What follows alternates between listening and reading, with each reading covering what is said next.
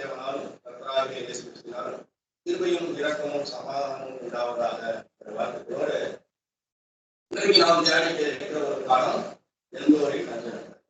அதற்கு முன்னதாக நான் சார்ந்திருக்கக்கூடிய திருவெற்றூர் கிளை சபையார் கூட உங்களுக்கு வாழ்த்துக்களை தெரிவித்துக் கொள்கிறார்கள்.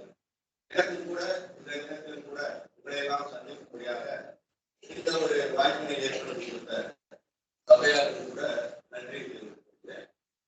எல்லோரையும் நஞ்சனாக இந்த ஒரு பாடம் பார்த்தோம் அப்படின்னாக்க நம்முடைய மூத்த சகோதரராகிய ரசல் அவர்கள் எழுதிய தான் நம்ம வந்து எடுத்துக்கிறோம். இப்போ இந்த எந்தோரின் நஞ்சனக்காரி இதை குறித்து நம்ம பார்க்கும்போது இப்ப பார்க்க போற சம்பவங்கள் எல்லாமே வந்துட்டு நமக்கு தெரிந்த ஒரு சம்பவங்கள் தான். இந்த சம்பவங்கள்ல இருந்து தேவன் வந்து நமக்கு என்ன ஒரு பாடம் வச்சிருக்காரு அப்படிங்கிறதான் நாங்க வந்து பார்க்கிறோம். முன்பு எழுதியிருக்கிறவர்களெல்லாம் வந்து நமக்கு போதனைக்காகவும் எச்சரிப்பு உண்டாகும் விதமாகவும் எழுதப்பட்டிருக்கு அப்படின்னு சொல்லிட்டு பார்க்கணும். அந்த விதத்தை இன்னைக்கு நம்ம வந்துட்டு பார்க்கலாம்.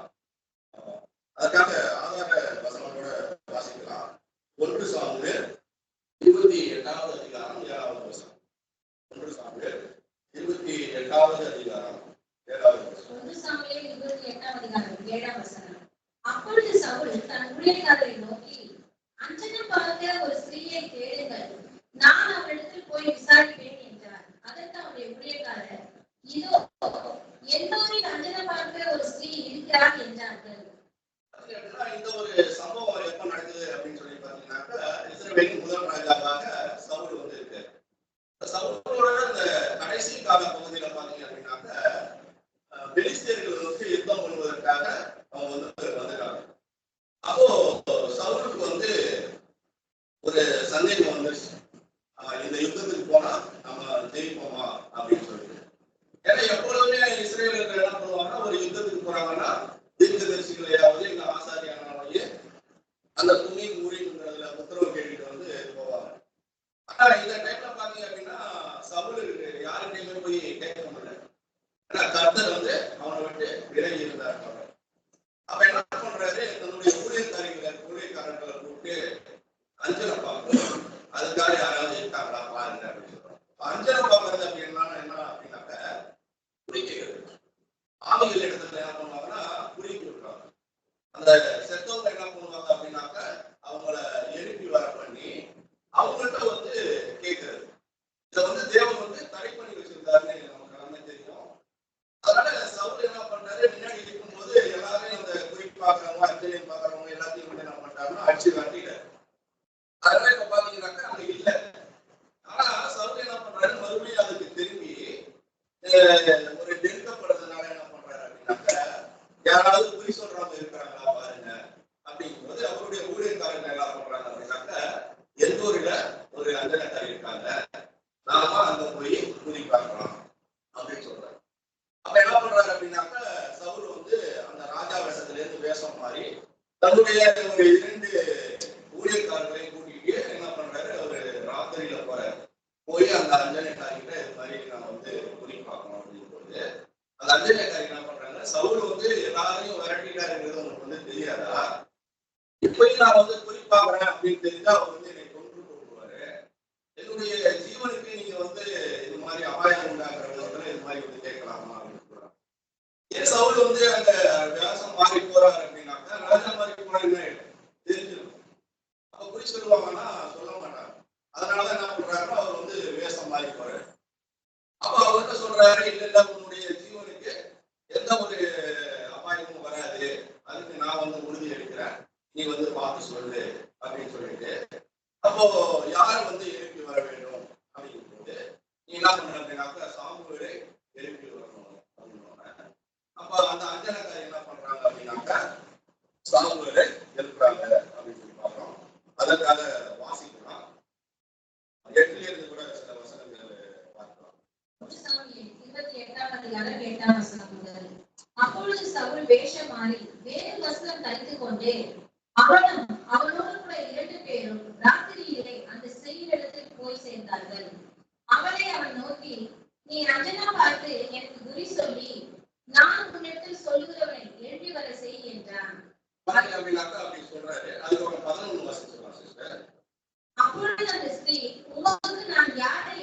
வரப்பட வேண்டும் என்பதற்கு அவன் சாமுவேலை எழுப்பி வர பண்ண வேண்டும் என்றார். அந்த ஸ்திரீ சாமுவேலை கண்ட மாத்திரத்தில் மகா சத்தமாய் கூப்பிட்டு சவுலை நோக்கி, ஏன் என்னை மோசம் போக்கினேன், நீதான் சவுலாச்சே என்றார். அப்போ சாமுவேலை எழுப்பி வர வேண்டும் அப்படின்னு சவுல் சொன்னா அந்த தெரிஞ்சிச்சு. ஏன்னா ஆரம்ப காலகட்டத்துல சவுலோட சவுல் வந்து சாமுவேலுடைய வழிநடத்துதல் இப்படிதான் வந்து நடந்து வந்தார் அப்படிங்கிறது தெரியும். சாமுவேல் மிகப்பெரிய தீர்க்கதரிசி. பேர்சபாவுல இருந்து தான் வரைக்கும் என்ன பண்ணாங்கன்னா அவருதான் மிகப்பெரிய ஒரு தீர்க்கதரிசியா இருந்தார். அப்ப இந்த அஞ்சனை பாக்குறவங்க எங்க இருக்கிறாங்கன்னா இஸ்ரேல் தேசத்துல தான் இருக்காங்க. கண்டிப்பா என்ன தெரிஞ்சிருக்கோம், சவுல் யாருன்றதும் தெரிஞ்சிருக்கோம், சாமுவேல் யாருன்றதும் தெரிஞ்சிருக்கோம் இல்லையா? அதனால அவங்க என்ன பண்றாங்க, இந்த ஸ்திரீ பயந்து போய் நீ இப்படி பண்ணினது என்ன அப்படின்னு கேட்கிறாங்க. அவர் என்ன ராஜா என்ன சொல்றாருன்னா, சவுல் ராஜா நீ இன்னும் பயப்படாத, நான் சொல்றதை மட்டும் நீங்க கேட்டு சொல்லு அப்படின்றாரு. 14 வாசிக்கலாம். அவருடைய ரூபம் என்ன என்று அவளை கேட்டான்.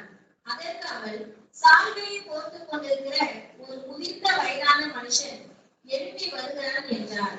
அதனாலே சவுல் அவன் சாமுவேல் என்று அறிந்து கொண்டு தரை மட்டும் முகம் குனிந்து வணங்கினான். அப்படின்னாக்க அவர் எப்படி இருக்காரு அப்படின்னு சொல்லி கேட்கிறாங்க. இந்த ஒரு என்ன நடக்குதுன்னு பாத்தீங்க அப்படின்னாக்க, இப்ப குறி கேட்க போன சவுலுக்கோ அவருக்கு கூட போன ஊழியக்காரனுக்கோ எதுவுமே தெரியல.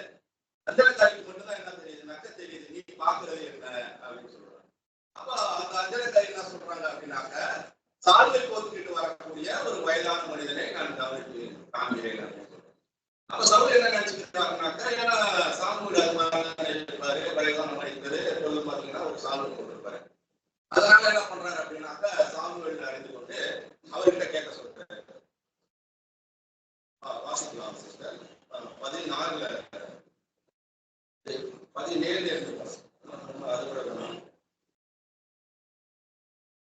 அப்ப என்ன சொல்றாரு அப்படின்னாக்கா, நம்ம நிறைய வசனங்கள் இருக்கு, நீங்க அந்த 28வது அதிகாரத்தை போய் படிச்சு பாருங்க, நானே இதெல்லாம் சொல்லிடுறேன். அப்ப சாமுவேல் என்ன சொல்றாங்கன்னா, என்னை வந்து நீ கலைத்தது என்ன அப்படின்னு சொல்லிட்டு, அப்ப என்ன கேட்கணும் அப்படிங்கும் போது, இந்த மாதிரி பெலிஸ்தர்கள் வந்து யுத்தம் பண்றதுக்காக வந்திருக்காங்க, இந்த யுத்தத்துக்கு நான் போனா வெற்றி பெறுவனா வெற்றி பெற மாட்டேனா அப்படின்னு சொல்லி கேளு அப்படிங்கும்போது, அப்போ சாமுவேல் என்ன பண்றாரு அப்படின்னாக்க, அதான் கர்த்தர் வந்து உங்களை விட்டு விலைக்கு போயிட்டாரு, அது கர்த்தருடைய ஆளும் உங்ககிட்ட இல்ல, அதனால என்ன பண்ணுவோம் அப்படின்னாக்க, கர்த்தர் ஏற்கனவே உனக்கு சொன்ன மாதிரி நீ யுத்தத்துக்கு போனீங்கன்னாக்க நீங்களும் உங்களுடைய குமாரர்கள் என்ன பண்ணுவீங்கன்னாக்கா அந்த யுத்தத்துல வந்து இறந்து போயிடுவீங்க, ராஜ்யபாரத்தை கர்த்தர் என்ன பண்ணுவார் அப்படின்னாக்க வேற ஒருத்தருக்கு கொடுத்து போவாரு அப்படின்னு சொல்றாரு. அப்போ சவுல் என்ன பண்றாரு அப்படின்னாக்க, ரொம்ப ஒரு பயந்து போய் அங்கே படுத்துறாரு. அவர் ஏற்கனவே என்ன பண்றாரு அப்படின்னாக்க, உடம்பு சரியில்லாம மாதிரி ரொம்ப சோர்ந்து போயிருக்காரு.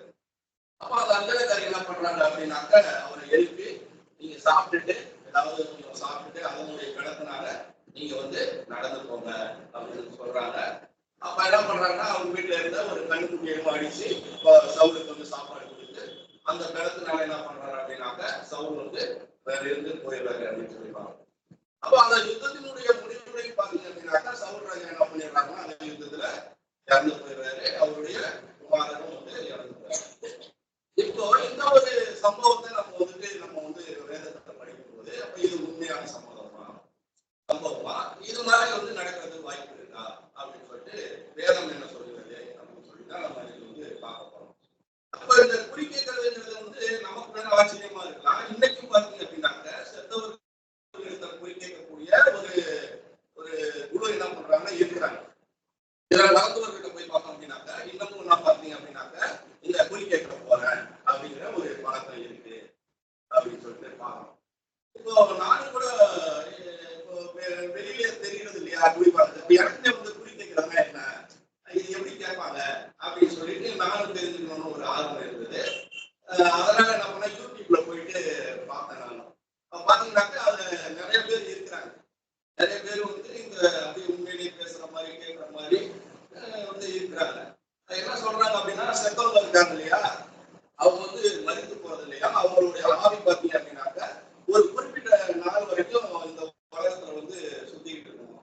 அப்போ அந்த ஆவி அதாவது எப்படி சொல்றாங்க அப்படின்னாக்க, ரொம்ப நிராசையினால செத்து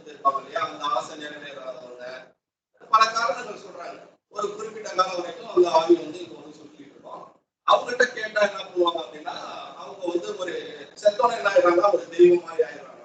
அதனால அவங்கள்ட்ட வந்து அந்த சம்பந்தமா கேட்டு அவங்க சொன்னா வந்து சரியா இருக்கும் அப்படின்னு சொல்லிட்டு அந்த ஒரு விஷயத்த வந்து பண்றாங்க. இதையும் பாத்தீங்க அப்படின்னாக்க நிறைய பேர் வந்து என்ன பண்றாங்க அப்படின்னாக்க இதை நம்பி இப்படி வந்து குறி கேட்கிறது அப்படின்னு சொல்லிட்டு இருக்கும். அது இன்னும் ரொம்ப வேடிக்கையான விஷயங்கள்லாம் பாத்தீங்க அப்படின்னாக்க துன்பம் செய்தவங்க வந்து நரகத்துக்கு போவாங்களாம். அது பூமியில இருந்து எவ்வளவு தூரம் இருக்குன்னா 11 லட்சம் கிலோமீட்டர் இருக்கும். இந்த நன்மை செஞ்சா என்ன பண்ணுவாங்கன்னா அவங்க வந்து ரதத்துல ஏறிக்கிட்டு போயிட்டு அந்த சொர்க்கத்துல சேர்த்துவாங்களாம். அந்த துன்பம் செஞ்சவங்க இந்த 11 லட்சம் கிலோமீட்டரும் வந்து நடந்தே போகணும்.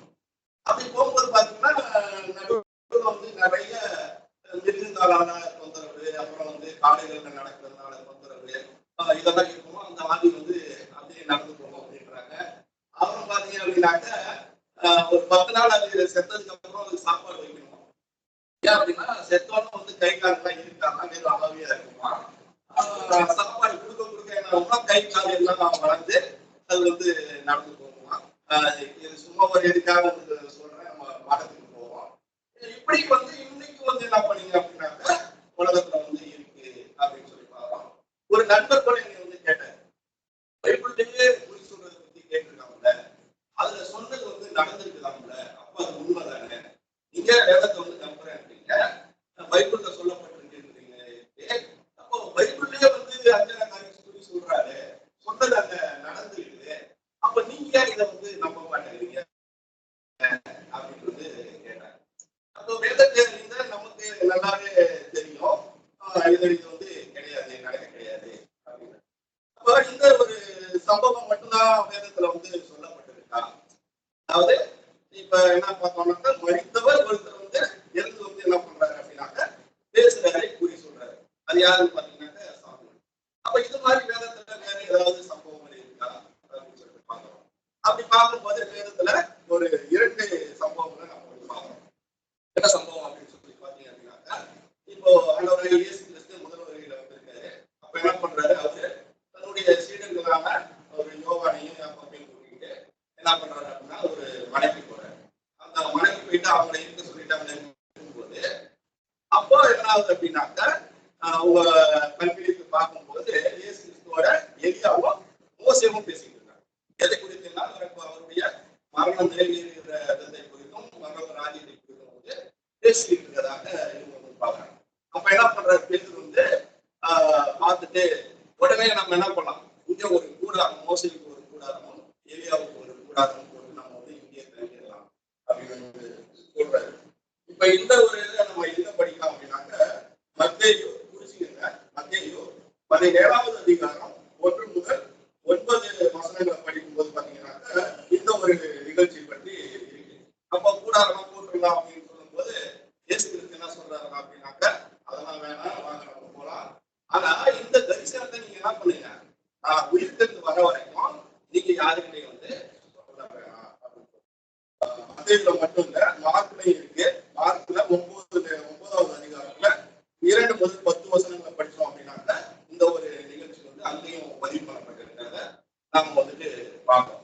அப்போ இப்போ நம்ம வேதத்தின்படி என்ன சொல்றோம் அப்படின்னாக்க மோசே பரலோக ராஜ்யத்துல வர மாட்டாரு, அவரு பூமிக்குரிய ஒரு ராஜ்யத்துல தான் இருப்பாரு.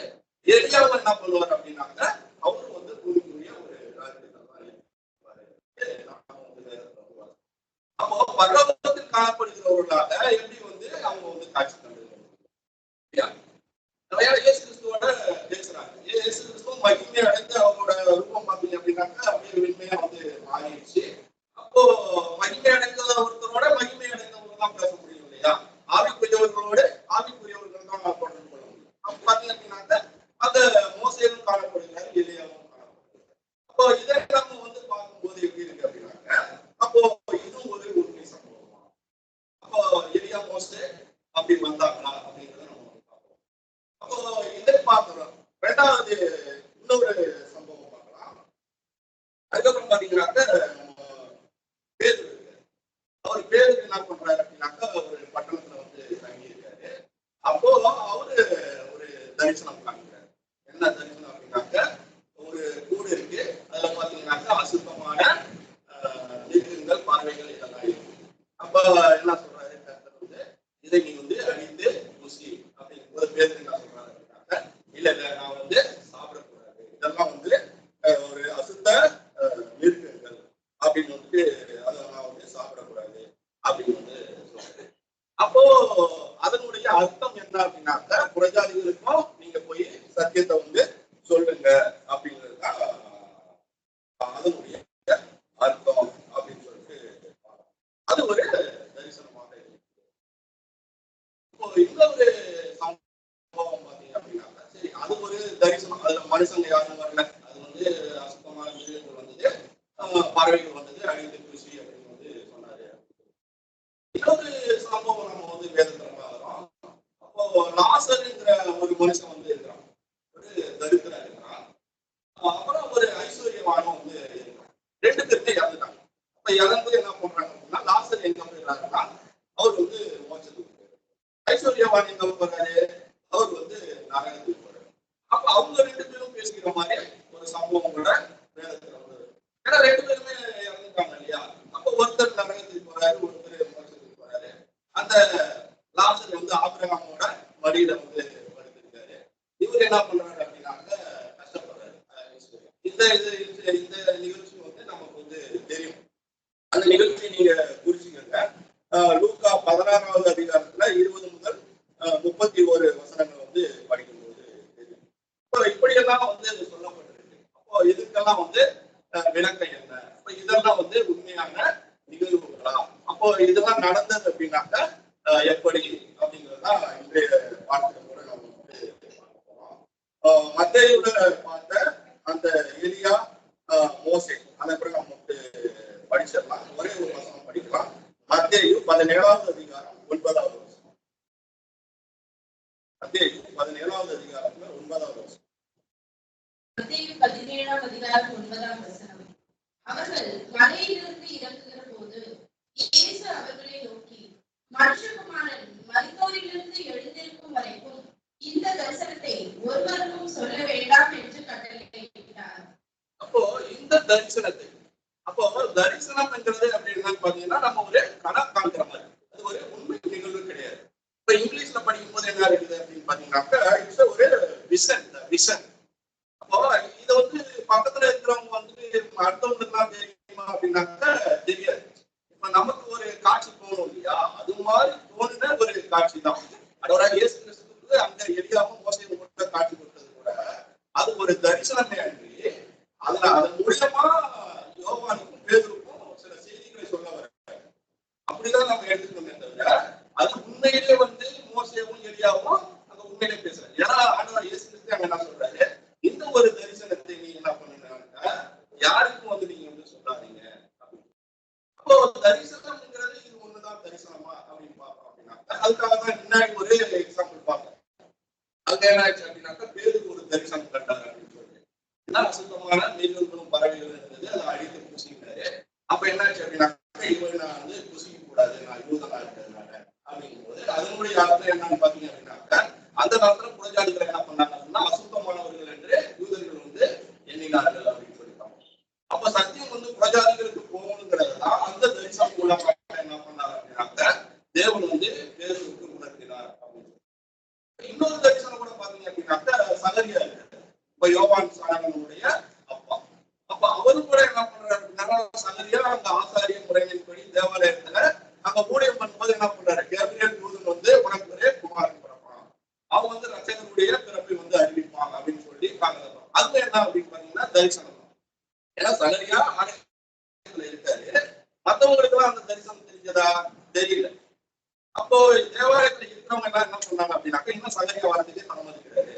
அப்ப தாமதிக்கிறதுனாலையும் அவங்க வெளியில வந்து பேசாததுனாலையும் இவங்க எல்லாம் என்ன நினைச்சிருக்காங்க அப்படின்னாக்கா, அவன் ஒரு தரிசனம் காண்கிறதாக நினைக்கிறார்கள். அப்போ இது எல்லாமே நமக்கு வந்து தெரிந்த சம்பவங்கள் தான். இதுல நம்ம வாசிக்கலாம். லூக்கா 1ஆம் அதிகாரம் 1ஆம் அதிகாரத்துல 22வது வருஷம் அவன் ஒரு தரிசனம் காண்கிறதாக நினைக்கிறான். 1ஆம் அதிகாரம் 22ஆம் வசனம். அவன் வெளியே வந்த போது அவரிடத்தில் பேசக்கூடாமல் இருந்தான். அதனாலே தேவாலயத்தில் ஒரு தரிசனத்தை கண்டான் என்று அறிந்தார்கள். அவனும் அவர்களுக்கு சைகை காட்டி ஊமையாய் இருந்தான். அப்போ அவன் ஒரு தரிசனத்தை கண்டான். அப்போ இவைகளெல்லாம் வந்து ஒரு தரிசனம்ங்கிற மாதிரி. இப்ப அந்த எந்த ஒரு அஞ்சலிக்காரையும் பார்த்தது என்னன்னாக்க ஒரு தரிசனம் தான். அப்போ இது வந்து எப்படி நடக்குது? எல்லாருக்குமே என்ன தெரியுதுன்னா அவர் சொன்னது அப்படியே படிச்சிருக்குது அப்படிங்கிறது. இப்போ இந்த நிகழ்வுக்கு நம்ம வேதத்தை எடுத்து பார்க்கும்போது என்ன அப்படின்னாக்க, அப்போ பூர்வ காலத்துல அந்த தவறு செய்த அந்த ஆளுநர்கள் இருக்காங்க இல்லையா, அவங்க என்ன பண்றாங்க, தப்ப விடாமல் தேவன் வந்து அந்த காலத்துல வந்து நியாயத்திற்குள்ளாக கட்டி வைத்திருக்கிறார் அப்படின்னு சொல்லிப்பாங்க. அதை குறித்து நம்ம என்ன பண்றோம், ஆதியாகமத்துல வாசிக்கிறோம், பேதுரு 1:2 நம்ம வந்து வாசிக்கிறோம். தேவைப்படாதுன்னு நினைக்கிறேன். அப்போ இந்த தூதர்கள் தான் என்ன பண்றாங்க அப்படின்னாக்க, மனுஷர்களுடைய உடம்புல புகுந்து என்ன பண்றது அப்படின்னாக்க உண்மை சம்பவங்களை, நடக்க போற சம்பவங்களை பேசுற மாதிரி. அப்ப இந்த அஞ்சலக்காரிக்கு என்ன நடந்திருக்குன்னாக்க, அது மாதிரி ஒரு ஆவிதான். உண்மையிலே வந்து சாமுவேல் வந்து அது வந்து இருந்து வரல. ஆனா என்ன ஆகுது, இந்த இப்போ அந்த அசுத்த ஆவி இவர்களுடைய உடம்புல போயிட்டு என்ன பண்றது அப்படின்னாக்க, அது உண்மை நிகழ்வு மாதிரி பேசுறது. இப்ப நம்மளும் பார்க்கிறோம், ஆண்டவராகிய இயேசு கிறிஸ்துவினுடைய முதல் வருகையில வந்திருக்கும் போது நிறைய அசுத்த ஆவி பிடித்த மனிதர்கள் இருந்து கண்டு அந்த அசுத்த ஆவியை வந்து இறக்குனாரு அப்படின்னு சொல்லி பார்க்கிறோம். அதனையில கூட ஒரு மனுஷன் இருக்கான், அவங்க உடம்புல என்ன ஆச்சு அப்படின்னாக்கா அசுத்த ஆவி பூந்ததுனால என்ன பண்றான், அவன் வந்து தன்னுடைய உடம்புகளையே காயப்படுத்தி அவன் வந்து குணப்படுத்துறாரு அப்படின்னு சொல்லுவாங்க. இன்னொரு மனுஷன் என்ன பண்றான், அவனுடைய அசுத்த ஆவி இருந்ததுனால போய் தண்ணீரை ஊற்றுறான், தீரை ஊற்றுறான். அப்ப அவனோட அப்பா வந்து என்ன பண்றாரு, என்னுடைய குமாரனை வந்து குணப்படுத்தும் அப்படின்னு சொல்லிட்டு அந்த அசுத்த ஆவியை போடுறாரு அப்படின்னு சொல்லியிருப்பாங்க. இங்க அசுத்த ஆவி வேற, சாத்தான் வேற. இப்போ சாத்தான் என்ன பண்றான், அவன் வந்து தேவனுக்கு உன்னதமானவருக்கு சமமானவன் என்று எண்ணி அவன் வந்து பூமியில வந்து தள்ளப்பட்டு போயிட்டான். அவன் இந்த பூமிக்கு வந்து தற்சமயம் என்ன பண்றான்னாக்கா அவன் ஒரு ராஜா மாதிரி இருக்கான் அப்படின்னு சொல்லிப்பாங்க. அவன் பண்ணக்கூடிய சம்பவங்கள் வேற. ஆனா இந்த அசுத்த ஆவிகளை அவங்க புரித்து அந்த காலத்துல கட்டி வச்சிருந்தாங்க கூட நம்ம பார்க்கிறோம். அவங்களுடைய பவர் வந்து கொஞ்சம் பூமியில இருக்கு அப்படின்னு சொல்லிப்பாங்க. அப்ப இவங்க என்ன பண்றாங்க அப்படின்னாக்கா, ஏதாவது ஒரு மனுஷன் என்ன பண்றது அப்படின்னாக்கா புகுந்துக்கிட்டு, இந்த ஆவிக்கு என்ன தெரியும், ஓரளவு வந்து அனுமானிக்க தெரியும். ஏன்னா இந்த ஆவிகள் வந்து ரொம்ப காலமா இருக்கிறதுனால யாரு எப்படி என்ன அப்படிங்கிறது. இப்ப சவுல் விஷயத்துல கூட சொன்னதெல்லாம் உண்மையிலே நடந்துச்சா அப்படின்னாக்கா நடக்கல அப்படின்னு சொல்லிப்பாங்க. ஏன்னாக்க இப்போ சவுல் வந்து யுத்தத்துக்கு போகும்போது இறந்தாருதான். ஆனா அவரோட குமாரர்கள் எல்லாருமே இறந்தாங்களா அப்படின்னா இல்ல அப்படின்னு சொல்லிப்பாங்க. ஏன்னா மூவி கோசேன் அப்படிங்கிற அவருடைய குமாரன் ஒருத்தர் வந்து என்ன பண்ணாங்கன்னாக்கா அவர் வந்து உயிரோட இருந்தாங்க அப்படின்னு சொல்லிப்பாங்க. அப்ப சவுலுடைய படை தளபதியான அப்னோர் என்ன பண்ணாரு அப்படின்னாக்க, சவுல் இறந்ததுக்கு அப்புறம் அப்னோரை ராஜாவாக்கி இஸ்ரவேலருக்கு அந்த தலைவராக ராஜாவாக ஏற்படுத்தி வைத்திருந்தார் அப்படின்னு சொல்லி பார்ப்போம். அப்போ அந்த குறி சொல்ற சம்பவத்துல மேலோட்டமா பார்க்கும்போது அது நடந்ததா தெரியும். இன்று நடக்கக்கூடிய யுத்தத்திலே நீங்கள் வந்து மடிந்து போவீர்கள் அப்படின்னு வந்து ஆவி வந்து சொல்லலாங்க, சாமுவேல் சொல்லலாங்க நம்ம பார்ப்போம். ஆனா அன்றைய யுத்தம் நடந்ததுனா யுத்தம் நடக்குது. அப்ப யுத்தம் கொஞ்ச நாள் கடைசிதான் நடந்தது. அப்ப யுத்தத்துல வந்து சவுல் வந்து இறந்துருப்பாங்க. அப்ப இந்த அஞ்சலக்காரி எப்படி குறி சொல்லியிருப்பாங்க அப்படின்னு சொல்லி பார்க்கும்போது, அந்த அஞ்சலக்காரிங்க என்ன பண்றாங்க, அந்த பகுதியில தான் வந்து வாழ்றாங்க. நம்ம பார்க்கணும் இல்லையா. அப்ப சாமுவேல் வந்து தான் முதல் பேர்சபா வரைக்கும் பெரிய ஒரு தீர்க்கதரிசியாக இருந்தார் அப்படின்னு சொல்லியிருப்பாங்க. அப்போ சாமுவேலை பத்தி என்ன பண்ணலாம் தெரிஞ்சிருக்குது அவருக்கு. அப்போ சவுல் நீர்தான் சவுலாச்சு அப்படின்னாக்க, அப்போ சவுலை பத்தியும் வந்து அவங்களுக்கு வந்து தெரிஞ்சிருக்கு. அப்போ சவுல் கிட்டத்தட்ட பாத்தீங்க அப்படின்னாக்க 40 வருடம் அங்க வந்து ராஜ்யபாரம் வந்து பண்றாரு. அதுவும் இல்லாம சவுல் என்ன பண்றாரு அப்படின்னாக்க, இந்த ராஜாவை பார்க்கறத விட்டுட்டு பாதிக்கு மேற்பட்ட காலத்தை தாவீதை என்ன பண்றாரு அப்படின்னாக்க கொள்றதுக்காகவே அந்த வனாந்தரங்கள்ல போய் அவரை தேடுறதும், அவரை எப்படியாவது கொண்டு போறதும், இந்த காரியங்களிலேயே வந்து ஈடுபட்டு இருந்தாரு. அப்போ சவுலிடம் இருந்து தேவனுடைய ஆவி வந்து வெளியிருச்சு அப்படிங்கிறதும் அவங்களுக்கு வந்து தெரியும். அப்போ இதையெல்லாம் ஒரு என்ன பண்றது, ஒரு யூகித்து தான் என்ன பண்றது அப்படின்னாக்க குறி சொல்றாங்க அப்படின்னு சொல்லிப்பாங்க.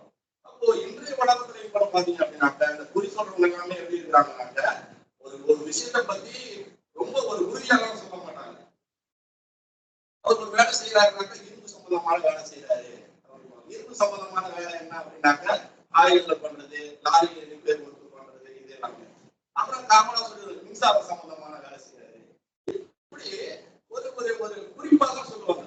அப்போ எப்படி வந்து ஒரு வயதான மனிதன் அவர் சாமியை போட்டு கொண்டு வருகிறாங்களோட சொல்லி நினைச்சாரு அவர் வந்து சாமுவேல் அப்படின்னு சொல்லி. அப்போ இது மாதிரி சொல்லும் போது இந்த குறிப்பேற்ற போறவங்க என்ன நினைப்பாங்க, அது சம்பந்தமான ஒரு விஷயம் அவங்களுக்கு நினைச்சா கூட ஆமா கரெக்ட் நீங்க சொல்றது ரொம்ப வந்து உண்மை.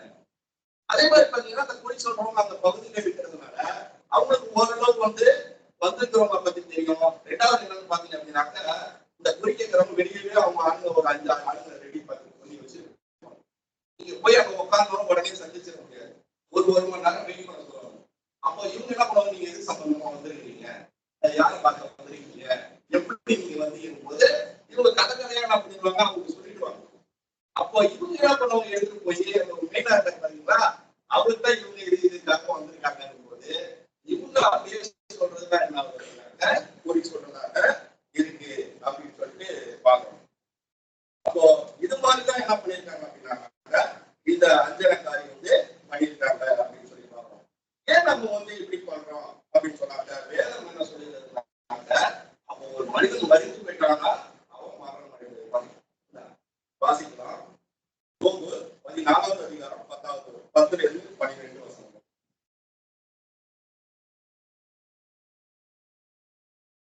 யோபு 14வது அதிகாரம் 10 முதல் 12 வசனம். யோபு 14ஆம் அதிகாரம் 10ஆம் வசனம். யோபு 14ஆம் அதிகாரம் 10ஆம் வசனம். மனுஷனோ வென்றால் செத்த பின் ஒழிந்து போகிறான். மனுபுத்திரன் ஜீவித்து போன பின் அவன் எங்கே? தண்ணீர் ஏரியிலிருந்து வழிந்து வந்து வெள்ளம் வற்றி சுவரி போகிறது போல மனுஷன் படுத்து கிடக்கிறான். வானங்கள் ஒழிந்து போகும் அளவு எழுந்திருக்கிறதும் இல்லை, நித்திரை தெரிந்து விழிக்கிறதும் இல்லை. அப்போ அவன் வானங்கள் ஒழிந்து போகும் அளவு என்ன பண்றான்னா அவன் எழுந்திருக்கிறது இல்லை.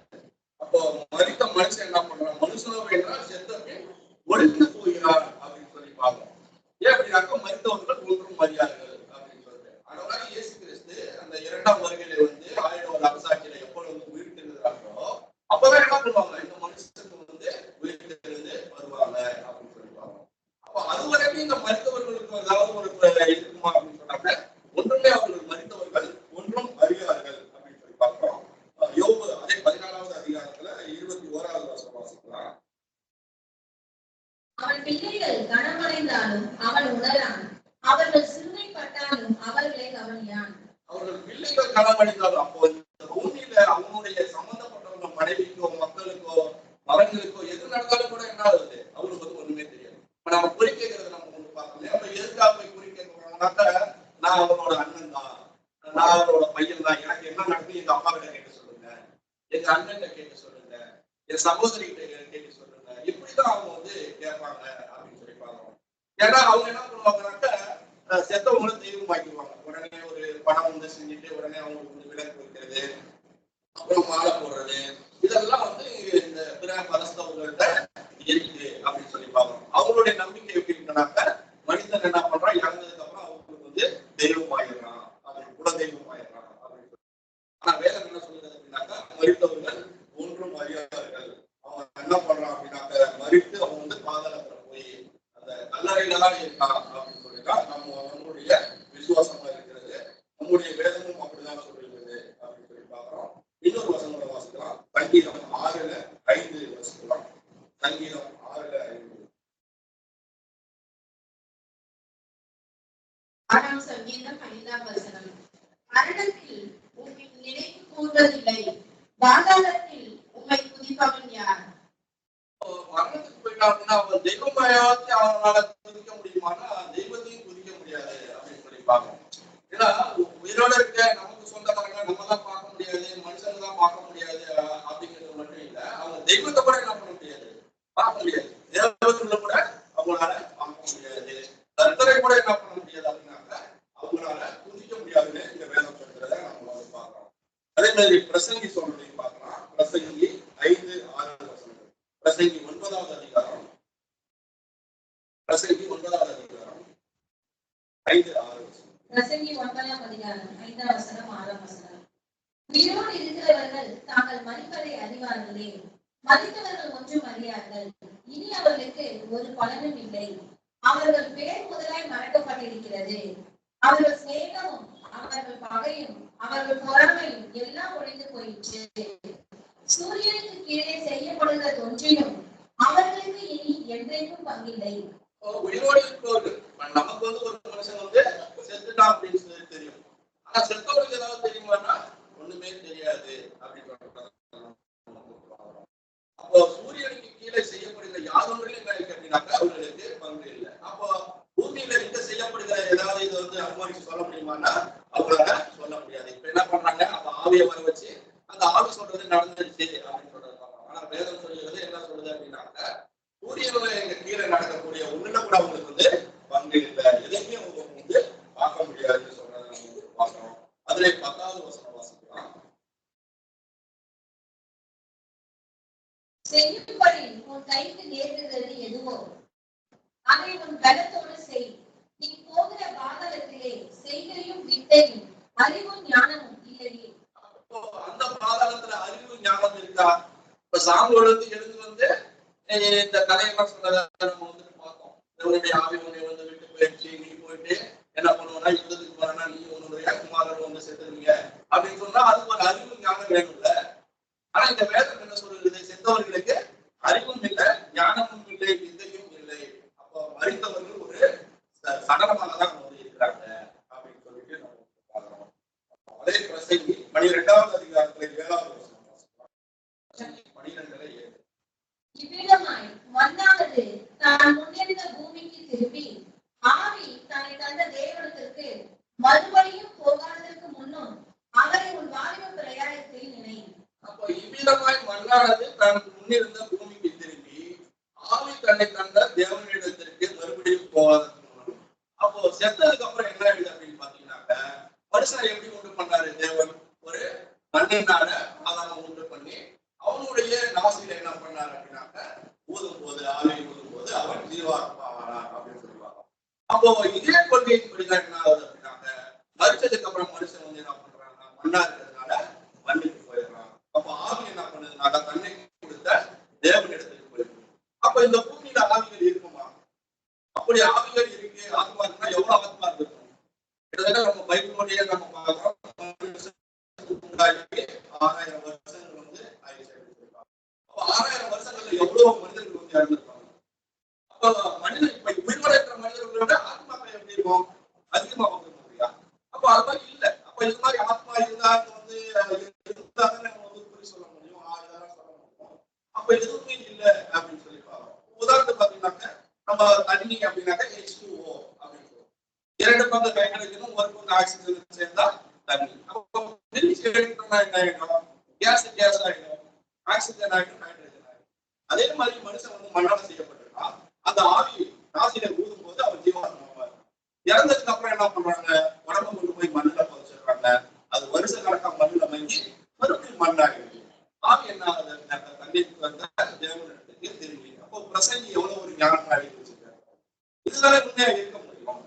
அப்போ இந்த ஆவி குறிக்கிற சம்பவங்கள் இதெல்லாம் வந்து பொய்யானது அப்படின்னு சொல்லிட்டு இது வந்து ஒரு பாடமாக இருக்கு அப்படின்னு சொல்லி பார்க்கிறோம்.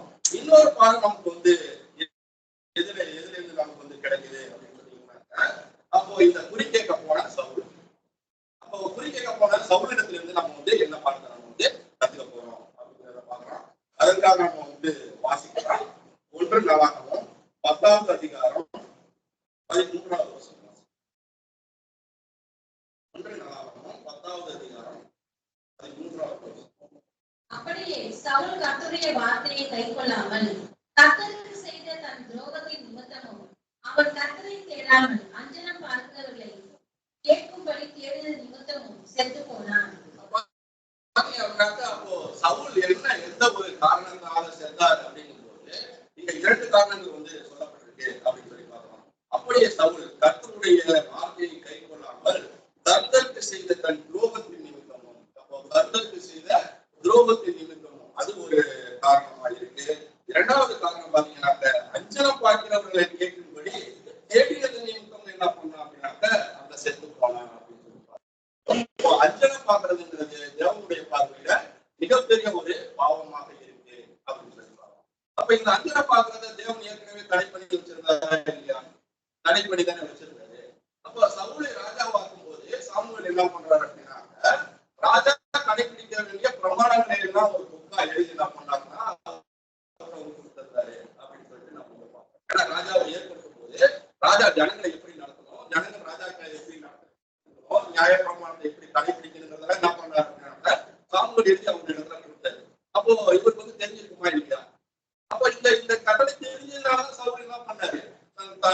உடனே வந்து ராஜாவாகும் போது என்ன பண்ணாரு அப்படின்னாக்க அஞ்சனம் பார்க்கறவங்க குறி கேட்கிறவங்க நம்ம தேசத்துல இல்லாதபடிக்கு என்ன பண்ணாங்க அப்படின்னாக்க சவுல் வந்து திறந்து விடுறாங்க.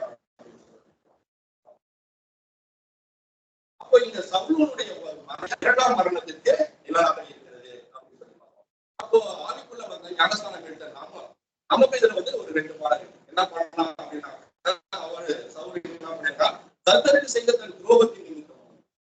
அப்போ சவுலுடைய வாழ்க்கையை நம்ம வந்து பார்க்க போறோம். அப்போ சவுல் எப்படியெல்லாம் நடந்துக்கிறாரு, அப்போ அதுல இருந்து நம்ம வந்து என்ன பார்க்கறது, ஏன்னா சவுல் எந்த விதத்துல கர்த்தருக்கு துரோகம் பண்ணாரு. 2வது அவன் கர்த்தரை தேடாமல் அவன் கர்த்தரை தேடல, போய் கேட்கிறாங்க என்ன பண்ணணும் அப்படின்னு சொல்லி. அப்ப எங்க போயிட்டான், அஞ்சனக்காரி கிட்ட போயிட்டான். அஞ்சனக்காரை பார்த்தது நிமித்தமும் தேவி நிமித்தம் என்ன பண்ணா அப்படின்னாக்கா அவன் சேர்த்துருவான். இது மாதிரி காரியங்களை நம்ம பண்ணும்போது சபை வகுப்பார்கள் எங்க இருக்கு அப்படின்னு பார்த்தாங்க. இது 2ஆம் மரணம் மாதிரி. இப்போ தேவனை வந்து சவுலுக்கு நல்லா தெரியும், கடவுளோட ஆசீர்வாதத்தோட இருந்தான். தேவன் தான் கர்த்தர் தான் அவரை வந்து அபிஷேகம் பண்ணாரு, இப்படியெல்லாம் இருந்தான். ஆனா எங்க போயிட்டான் பாருங்க. அப்ப இது யாருக்கு இருக்கு அப்படின்னாக்கா இந்த உலகத்துல வரக்கூடிய மனிதர்கள் இல்ல, சபை வகுப்பாருடைய 2ஆம் மரணத்துக்கு சவுளுடைய மரணம் நிழலாக இருக்கிறது அப்படின்னு சொல்லி பார்க்கலாம். இப்போ சவுல் அது மாதிரி பண்ணிருக்கலாமா? அப்ப ஏற்கனவே அவர் வந்து சொல்லி வச்சிருக்காரு இல்லையா, அதுக்காக கூட வாசிக்கலாம். உபாகமம் 18வது அதிகாரம் 9லிருந்து 13 வசனங்கள். உபாகமம் 18வது அதிகாரம் 9ஆம் வசனம் முதல்.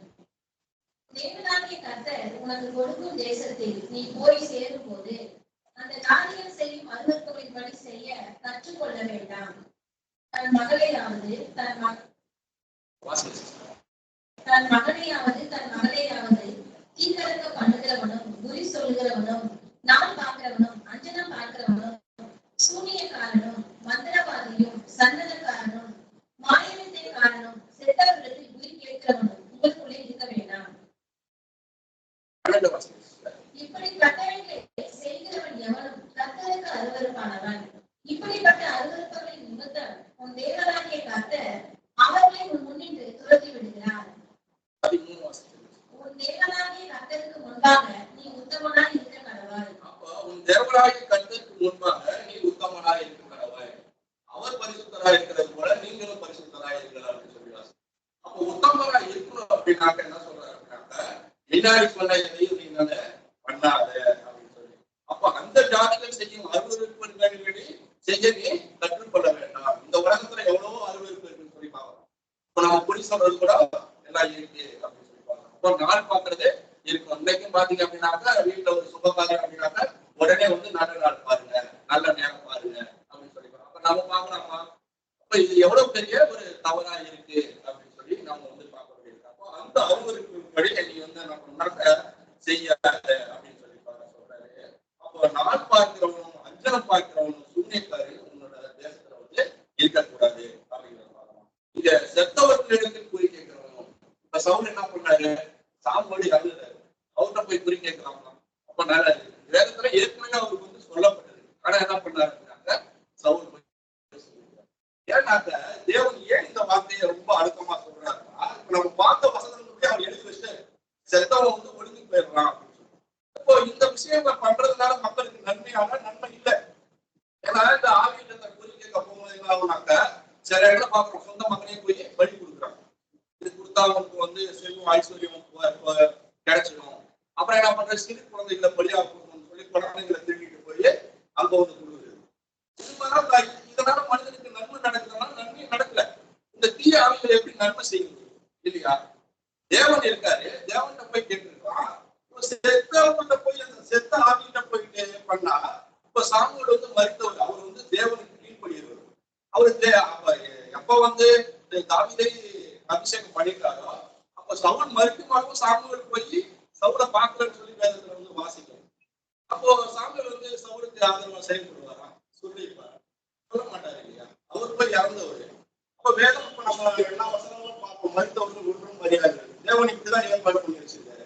அப்ப நீங்க அதுக்கு விரோதமா இந்த அஞ்சலை பார்க்கறது, குறி சொல்றது எல்லாம் பண்ணா,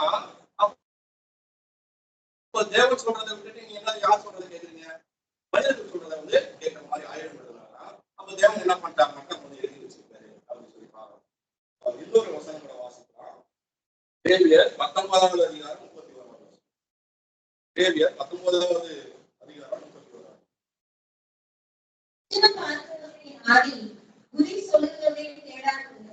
அவர்களாலே தீட்டுப்பட வேண்டாம், நானும் உங்கள் தேவனாகிய கர்த்தர். அப்ப அவர்களாலே தீட்டுப்பட வேண்டாம். இங்க சவுல் என்ன பண்ணார் அப்படின்னாக்க தன்னை தீர்த்துப்படுத்திக் கொண்டார் அப்படின்னு சொல்லியிருக்காங்க.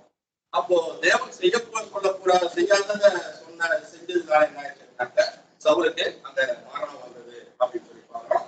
அப்ப சவுலுடைய மரணம் வந்து தேவனாலதான் நடந்ததாக கூட அவர் வந்து எழுதி வச்சிருக்கிறத பார்க்கிறோம். மீண்டும் வாசிக்கலாம். 1 நாளாகவும் அதே 10வது அதிகாரம் 14வது வருஷம் வாசிக்கலாம். 1 நாளாகவும் 10வது அதிகாரம் 14வது வருஷம். அதற்காக அவர் அவனை கொன்று ராஜ்யபாரத்தை ஈசாயின் குமாரனாகிய தாவீது வசமாக திருப்பினார். அதற்காக அவர் கொன்று சவுலை யாரு கொல்றதுக்கு யாரு இது பண்ணிட்டாங்க? தேவன் அவர் வந்து கொல்றதுக்கு எல்லாமே தன்னுடைய பண்ணியிருக்காரு அப்படின்னு சொல்லிப்பாங்க. ஏன்னாக்க பின்வரும் பாடங்களை நம்ம பார்க்கலாம். தாவீதை கூட என்ன பண்ணாரு அப்படின்னா தாவீதுக்கு சவுலை கொண்டு போடும்படியாக 2 வாய்ப்புகள் கிடைத்தது அப்படின்னு சொல்லிப்பாங்க.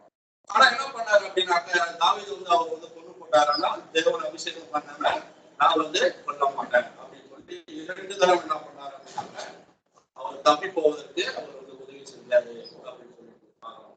ஆனா இந்த சவுல் என்ன பண்ணாரு அப்படின்னாக்க தாவீது ஒரு அபிஷேகம் பெற்ற மனிதன் தான், அவனை கொல்லும்படியாக இவர் வந்து தேடி போறாரு அப்படிங்கிறத பார்க்கிறோம்.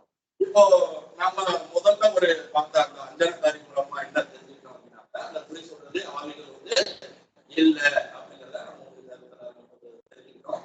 2வது அது மாதிரி ஒண்ணு நம்ம வந்து பண்ணக்கூடாது அப்படிங்கிறது நமக்கு வந்து இப்போ சவுல் வந்து கர்த்தருக்கு விரோதமாக என்னென்ன காரியங்கள் பண்றாரு அப்படிங்கிறத நம்ம பார்த்து நாம வந்து முடிக்கலாம். அப்போ சவுல் பாத்தீங்க அப்படின்னாக்க அவரு அந்த பெஞ்சமின் கோத்திரத்துல வந்துட்டு அவர் வந்து இருக்காரு.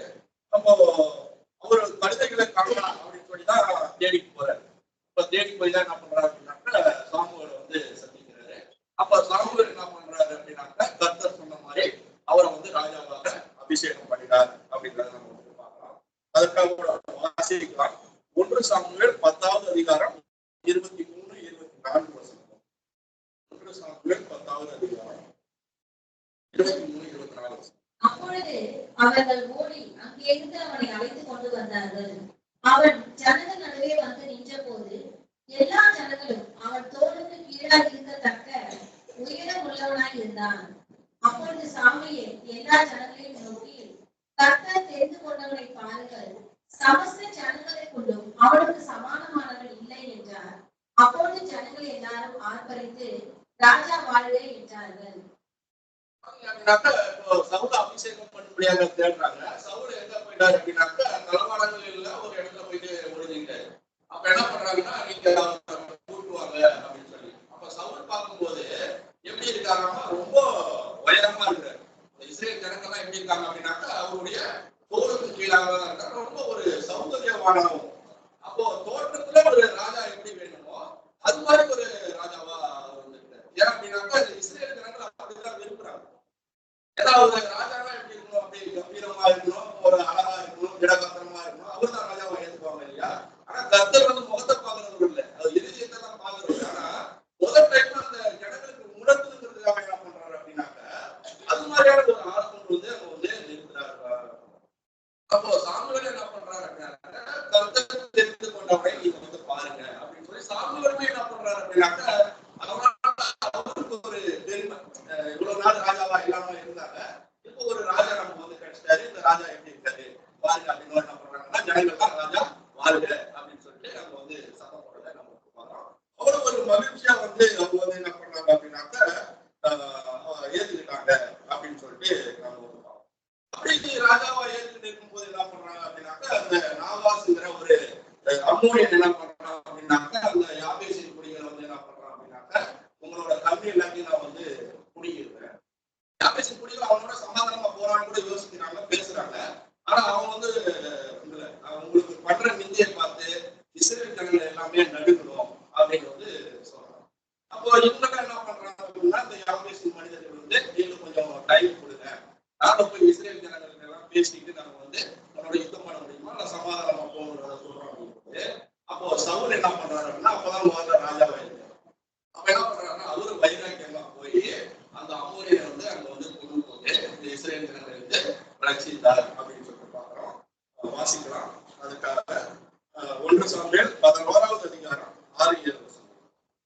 சாமுவேல் 11ஆம் அதிகாரம் 6ஆம் வசனம் 7ஆம் வசனம். சவுல் இந்த செய்தியை கேட்ட உடனே தேவனுடைய ஆவி அவன் மேல் இறங்கினார். அவன் மிகவும் கோபம் உண்டவனாகி ஓரிய மாட்டை பிடித்து துண்டித்து அந்த ஸ்தானங்களின் கையிலே கொடுத்து இஸ்ரேலின் நாடுகளுக்கெல்லாம் அனுப்பி சவுலின் பின்னாலேயும் சாமுவேலின் பின்னாலேயும் புறப்படாதவன் எவனோ அவனுடைய மாடுகளுக்கு இப்படி செய்யப்படும் என்று சொல்லி அனுப்பினான். அப்பொழுது கர்த்தரால் உண்டான பயங்கரம் ஜனத்தின் மேல் வந்ததினால் ஒருமனப்பட்டு புறப்பட்டு வந்தார்கள். அப்போ தேவனுடைய ஆவி அவன் மேல் இறங்கினதுனால, அப்போ தேவனுடைய ஆவி அவன் மேல் வந்ததுனால என்ன பண்றாங்க அப்படின்னா, சவுல் வந்து இஸ்ரேல் ஜனங்கள் என்ன அது வரைக்கும் இஸ்ரேல் ஜனங்கள் ஒருமனப்பட்டவர்களாக இல்லை.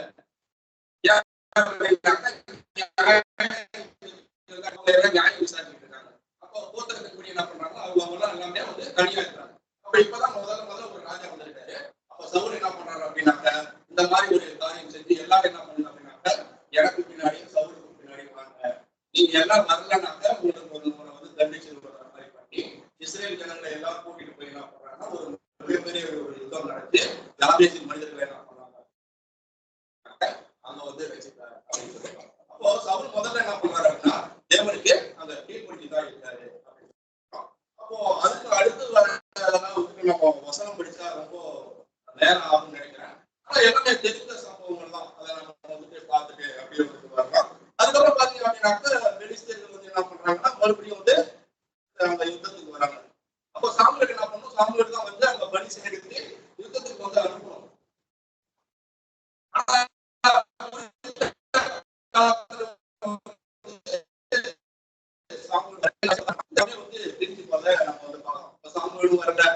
நம்ம என்ன பண்றது, பெலிஸ்தர்கள்ட்ட நம்ம வந்து கொண்டு போடுவாங்கன்னு சொல்லி ஜனங்கள் எல்லாம் சிதறி போறாங்க.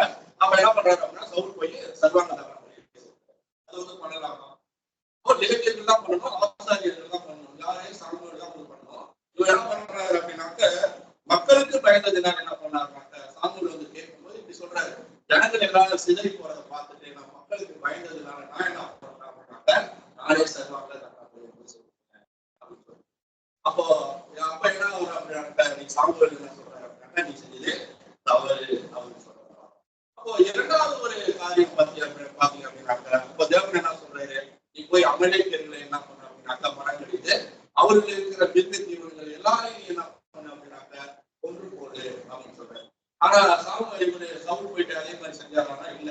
அப்ப என்ன பண்றாரு அப்படின்னு பாத்தீங்கன்னாக்க அப்போ அதுல முதல் தரமானவங்களாம் எடுத்துட்டு வந்து என்ன பண்றாரு அப்படின்னாக்க கொண்டு வந்துடுறாரு. அதை சாமுவேலுக்கும் சொல்லுற அப்படின்னு சொல்லிருப்பாங்க. ஏன் வந்து அமலேக்கியர்களை நீ வந்து சுத்தமா நிர்மூலமாக்கி போடு, அவங்களுடைய விலங்குகள் மிருகங்கள் யாரையுமே நீ உயிரோட வச்சுக்காத அப்படின்னு தேவன் சொல்லுவாங்க. அப்போ பாத்தீங்க அப்படின்னாக்க அந்த எகிப்துல இருந்து இஸ்ரேல் ஜனங்கள் வந்து இந்த கானான் தேசத்துக்கு வராங்க. அப்ப அமலேக்கியர்கள் தேசம் வழியா தான் போகணும். அப்ப பாத்தீங்க அப்படின்னாக்க அந்த தேசத்தின் வழியாகவும் போகக்கூடாது அப்படின்னு சொல்லிட்டாங்க. ரெண்டாவது பாத்தீங்கன்னாக்க அதுல விடாய்த்தவன் எவனும் இப்போ நல்லா பலமா கடகாத்திரமா இருக்கிறவங்க செவ்வா இருக்கிறவங்க எல்லாம் முன்னாடி நடந்து போயிட்டாங்க. பின்னாடி இருக்கிறாங்க பாத்தீங்களா, அவங்களை இந்த அமலேக்கியர்கள் என்ன பண்றாங்கன்னா சந்தரித்தார்கள் அப்படின்னு சொல்லிப்பாங்க. அப்போ தேவனுக்கு அவங்க மேல ஒரு கோபம், இது மாதிரி இருக்கிற என்னுடைய ஜனங்களை வந்து இவங்க வந்து இது மாதிரி சந்தரித்து கொண்டு போனாங்க அப்படின்னு சொல்லிட்டு ராஜா உருவானதுக்கு அப்புறம் அதுக்கு முன்னாடி பாத்தீங்கன்னா இஸ்ரேல் ஜனங்களுக்கு இடித்துல அடிமையா இருந்தது, யுத்தம் செய்ய தெரியாது, சண்டப்படம் தெரியாது. ஆனா இப்ப தேவன் என்ன பண்றாரு, அவங்களுக்கு ஒரு ராஜாவை கொடுத்துட்டாரு. அப்ப ராஜாவா சவுல் என்ன பண்றாருன்னா ஜனங்களை எல்லாம் கூட்டிட்டாரு. அப்ப என்ன ராணுவங்கள் எல்லாமே ரெடி பண்ணிருப்பாரு. அப்ப எல்லாத்தையும் ரெடி பண்ணி தான் என்ன பண்றாரு தேவன் வந்து நீ போய் அமலேக்கியர்களை அழித்து போடு அப்படின்னு சொல்றாரு. ஆனா இவர் என்ன பண்றாரு அப்படின்னாக்க அங்க நல்லா இருக்கிறதெல்லாம் வந்து எடுத்து வந்துட்டு என்ன பண்றாரு அப்படின்னாக்க இங்க வந்து பண்றாரு. அப்போ சாமுவேல் கூட போய் கேட்கிறாரு, இந்த ஆடு மாடுகளினுடைய சத்தம் என்ன அப்படின்னா, அப்போ சவுல் என்ன சொல்றாரு அப்படின்னாக்க உம்முடைய கர்த்தருக்கு ஆராதனை செய்யும்படியாக நாங்கள் என்ன பண்ணோம் அப்படின்னாக்க முதல் தரமானவைகள் எல்லாம் வந்து நான் வந்து எடுத்து வந்தேன் அப்படின்னு சொல்றாரு. அப்போ தேவனுக்கு என்ன ஆயிடுச்சு, சாமுவேலுக்கு என்ன ஆயிடுச்சு அப்படின்னாக்க நம்ம சொன்னபடியே வந்து சவுல் வந்து செய்யாதது அவருக்கு மிகப்பெரிய ஒரு மனஸ்தாபமாக இருந்தது அப்படின்னு சொல்லி பாக்குறோம். வாசிக்கலாம் 1 சாமுவேல் 15வது அதிகாரம் 11வது வசனம். அதுக்கு முன்னாடி இந்த வசனம் வாசிக்கிறீங்க. 1 சாமுவேல் 15:15 வாசிங்க.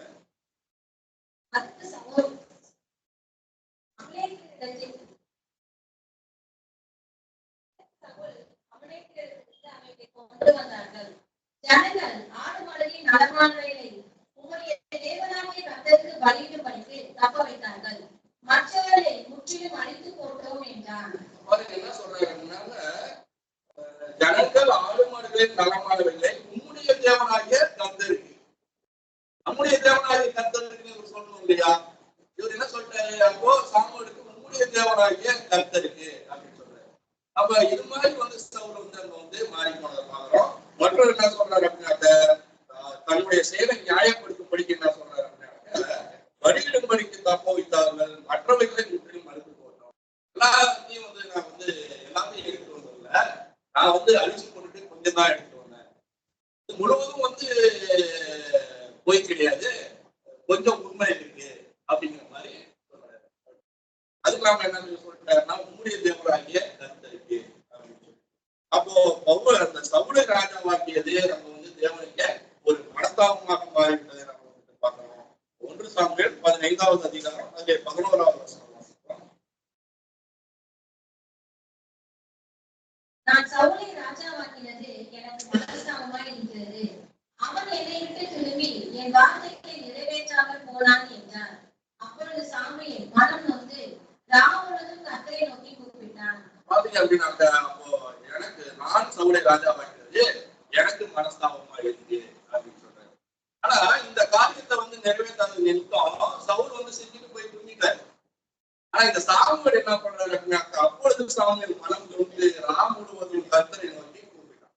அப்ப இந்த ஒரு ஒரு இறங்கி போய் தேவன்கிட்ட வந்து மன்னிப்பு கேட்கிற ஒரு காரியம் வந்து சவுலிடத்துல காணப்பட்டதா அப்படின்னு சொல்லி பார்த்தீங்கன்னாக்க காணப்படல அப்படின்னு சொல்லி. அப்போ சவுலனுடைய அந்த 40 வருட அந்த ராஜ்ய பாரத்துல பாத்தீங்க அப்படின்னாக்க, சவுல் கர்த்தர் இடத்துல திரும்பி போனானா அப்படின்னாக்க ஒரு இடத்துலயும் வந்து திரும்பி போனதாக அங்க காணல அப்படின்னு சொல்லிருக்காங்க. ஒருவேளை சாமுவேல் மாதிரி சவுல் என்ன பண்ணிருக்கான், அங்க போயிட்டு தேவன் இடத்துல மனம் இறங்கி இந்த மனம் வந்து நான் வந்து இது மாதிரி பாவம் செஞ்சேனே அப்படின்னு சொல்லி பேசியிருக்கோம்.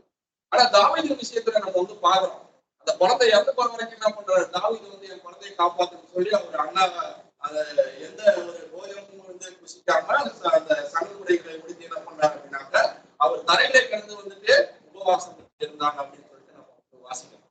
ஆனா சவுல் அது மாதிரியான ஒரு விஷயங்களை வந்து பண்ணாரா அப்படின்னாக்க பார்க்கல. அதற்காக வந்து இந்த சாமுவேல் என்ன சொல்றாரு அப்படின்னு சொல்லி பார்க்கலாம். அதே 1 சாமுவேல் 15வது அதிகாரத்துல 22வது வசனம். அதற்கு சாமுவேல் கர்த்தருடைய சத்தத்திற்கு கீழ்ப்படிந்ததை பார்க்கிலும் சர்வாங்க தகனங்களும் பலிகளும் கர்த்தருக்கு பிரியமாய் இருக்குமோ? பலியை பார்க்கிலும் கீழ்ப்படிதலும் ஆட்டுக்கடாவின் இனத்தை பார்க்கிலும் செவி கொடுத்தலும் உத்தமம். அப்போ சவுல் என்ன சொல்றாரு அப்படின்னா, நான் பலி கொடுக்கறதுக்காக இந்த ஆடு மாடுகள் எல்லாம் வந்து எடுத்து வந்தேன், அதுதான் தேவனை வந்து திருப்திப்படுத்தணும்னு அவரு நினைச்சாரு. ஆனா சவுல் என்ன சொல்றாரு அப்படின்னு, சாமுவேல் என்ன சொல்றாரு அப்படின்னா, கர்த்தருடைய சத்தத்துக்கு கீழ்ப்படிவதை பார்க்கணும். தேவன் என்ன சொல்றாங்க அதை நீ செய்ப்பா, அவர் என்ன சொன்னாரோ அதை செய்யணும். அதை செய்யறது விட்டுட்டு நீ வந்துட்டு இந்த பலி கொடுக்கறதெல்லாம் வந்து உத்தவமா, இது வந்து பண்ணலாமா? இப்ப இதேதான் இஸ்ரேல் ஜனங்களும் பண்ணாங்க. பாவம் பண்ணாம இருக்கணும்னு தான் தேவன் என்ன பண்றாருன்னா நியாயப்பிரமாணத்தை கொடுத்தாரு. நியாயப்பிரமாணத்துல நீ தப்பி தவறி ஏதாவது பாவம் பண்ணிட்டானா இந்த பலிகள் எல்லாம் செலுத்து அப்படின்னு சொல்லி சொன்னாரு. ஆனா இஸ்ரேல் ஜனங்க என்ன பண்றாங்க, பாவம் எல்லாம் பண்ணிட்டு வந்துட்டு பலியை செலுத்துறதாலே வந்து அவங்க வந்து பழக்கமாக்கிட்டாங்க அப்படின்னு சொல்லி. பாவம் செய்யாம தான் இருக்கிறதுக்காக தான் நியாயப்பிரமாணம் கொடுத்தாரு அப்படிங்கிற ஒரு விஷயத்தையே வந்து அவங்க வந்து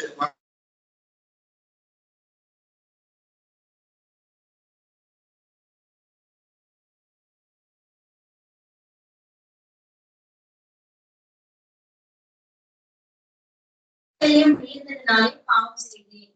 நான் ஜனங்களுக்கு பயந்து அவர்கள் சொல்லி கேட்டேன். அவர் வார்த்தையால சொல்றாரு, கர்த்தருடைய கட்டளைகளையும் உங்களுடைய வார்த்தைகளை மீறினதுனாலே நான் வந்து பாவம் செய்தேன். வெறும் வார்த்தை தான், மனசளவுல அவர் வந்து எந்த ஒரு மாதிரி கொண்டு அங்க வந்து காணா அப்படின்னு பார்த்தோம். அது மட்டும் இல்ல, நான் ஜனங்களுக்கு பயந்து அவருடைய சொல்லை கேட்டேன். அப்ப தேவனுக்கு முன்னாடி மனுஷர்களுக்கு நம்ம வந்து பயப்படலாமா? தேவனுக்கு தானே பயந்துருக்கணும். அதுக்கு விட்டு என்ன பண்றாரு அப்படின்னா, தேவனுக்கு பயப்படாம மக்களுக்காக நான் வந்து பயந்தேன் அப்படின்னு சொன்னதை பார்க்கிறோம். அதை இப்படியாக என்ன பண்ணாரு அப்படின்னாக்க, சவுல் வந்து அந்த தேவனுடைய கற்பனைகளையும் அவருடைய சொல்லையும் கேட்காம போறாரு அப்படின்னு சொல்லி பார்க்கிறோம். அது மட்டுமல்ல, அப்போ வந்து இன்னொரு டைம் என்ன ஆச்சு அப்படின்னு பாத்தீங்கன்னா, பெலிஸ்தர் பிலிஸ்தீனர்கள் வந்து படையெடுத்து வராங்க. அப்ப படையெடுத்து வரும்போது அங்க பாத்தீங்க அப்படின்னாக்க யாரு வர அப்படின்னா கோலியாத் வந்து சண்டைக்கு வந்து நிற்கிறாரு. ஒரு 40 நாள் வந்து என்ன பண்றாரு அப்படின்னாக்க தேவனை நிந்திச்சு நீ யாராவது வந்து யுத்தத்துக்கு வாங்க, நான் வந்து என்னை தோக்கடிச்சுட்டா நாங்க எல்லாரும் உங்களுக்கு வந்து அடிமையா இருக்கோம். ஏன் வந்து கோலியாத்தை வந்து அங்க வந்து கொண்டு வந்து பின்னாடி நிப்பாட்டினாங்க அப்படின்னு பாத்தீங்கன்னா பிலிஸ்தீனர்கள். இங்க இஸ்ரேலுக்கு ராஜாவா இருந்தது யார் பாத்தீங்கன்னா சவுல். இப்ப சவுல் எப்படி இருக்கிறாரு? ஜனங்கள் எல்லாத்துலயும் வந்து தோலை விட ரொம்ப உயரமா இருக்காரு. அப்போ இந்த பிலிஸ்தீனர்கள் என்ன நினைக்கிறாங்கன்னா அந்த ராஜாவுக்கு ஈக்குவலா ஒரு மனுஷனை கொண்டு போய் நாம வந்து சண்டை போட வைக்கணும், அப்பதான் நம்ம வந்து ஜெயிக்க முடியும் அப்படின்னு நினைக்கிறாங்க. ஆனா சவுல் சண்டைக்கு போனாரா? போகல. அவர் யாராவது கிடப்பாங்களா அப்படின்னு சொல்லிட்டு அவர் இருந்த ஒரு காரியத்தை பார்ப்பாங்க. ஆனா என்ன பண்ணாரு தாவீது வந்து தேவனோட நாமத்தினால வர அப்படின்னு சொல்லிட்டு அவங்க போய் சாம்பல் கோலியாத்தை கொண்டு போனாரு. அப்போ இந்த ஒரு நிகழ்ச்சிக்கு அப்புறம் என்ன ஆகுது அப்படின்னாக்கா தாவீதை கூப்பிட்டு அவருக்கு வந்துட்டு தன்னுடைய மனைவியை தர ஊக்கமாக வந்து தர அப்படின்னு சொல்லி அவரை வந்து பதவியெல்லாம் கொடுத்து பிலிஸ்தீனர்கள் மேல வந்து யுத்தத்துக்கு அனுப்புறாரு. அப்போ தாவீது அங்க செஞ்ச காரியங்கள் எல்லாம் பார்க்கும்போது எனக்கு ஜனங்கள் என்ன பாட ஆரம்பிச்சிட்டாங்க. சவுல் போன்றது 1000, தாவீது போன்றது 16,000 அப்படிங்கும்போது அப்போ சவுல் என்ன ஆயிடுச்சு அப்படின்னாக்கா பொறாம வந்து அதுல இருந்து என்ன பண்ணாங்க அப்படின்னாக்கா தாவீதை எப்படியாவது கொண்டு போடணும் அப்படின்னு சொல்லிட்டு அவர் 2 முறை என்ன பண்றாரு அப்படின்னாக்க ஈட்டினால குத்தி அப்படியே கொண்டு போடலாம் அப்படின்னு சொல்லிப்பாங்க. அப்ப அப்படி சொல்லும் போது என்ன பண்றாரு அப்படின்னா தாவீதை வந்து போய் யோனத்தான்கிட்ட முறையிடுறாரு. அப்பா வந்து இது மாதிரி பண்றாரு, இது வந்து நியாயமா? அவர் என்ன கேட்கறா என்னை வந்து கொண்டு போட்டுருவாரு, நான் தப்பிச்சு போயிடுறேன் அப்படின்னு. அப்போ யோனத்தான் போய் சவுல்கிட்ட பேசுறாரு. அந்த வெளிச்சத்துல இருந்து அவர் தானே காப்பாத்தினாரு, கோலியாத்துல இருந்து தாவீது தானே காப்பாத்தினாரு, நீ அவரே கொண்டு போட நினைக்கிறியா? இது வந்து நியாயமா அப்படின்னு போது அப்ப சவுல் என்ன சொல்றாரு அப்படின்னாக்க நான் இனிமே வந்து தாவீதை வந்து கொண்டு போட மாட்டேன்னு கர்த்தருடைய ஜீவனை கொண்டு ஆணையிடுகிறேன் அப்படின்னு சொல்றாரு. பார்க்கலாம் 1 சாமுவேல் 19வது அதிகாரம் 6-7.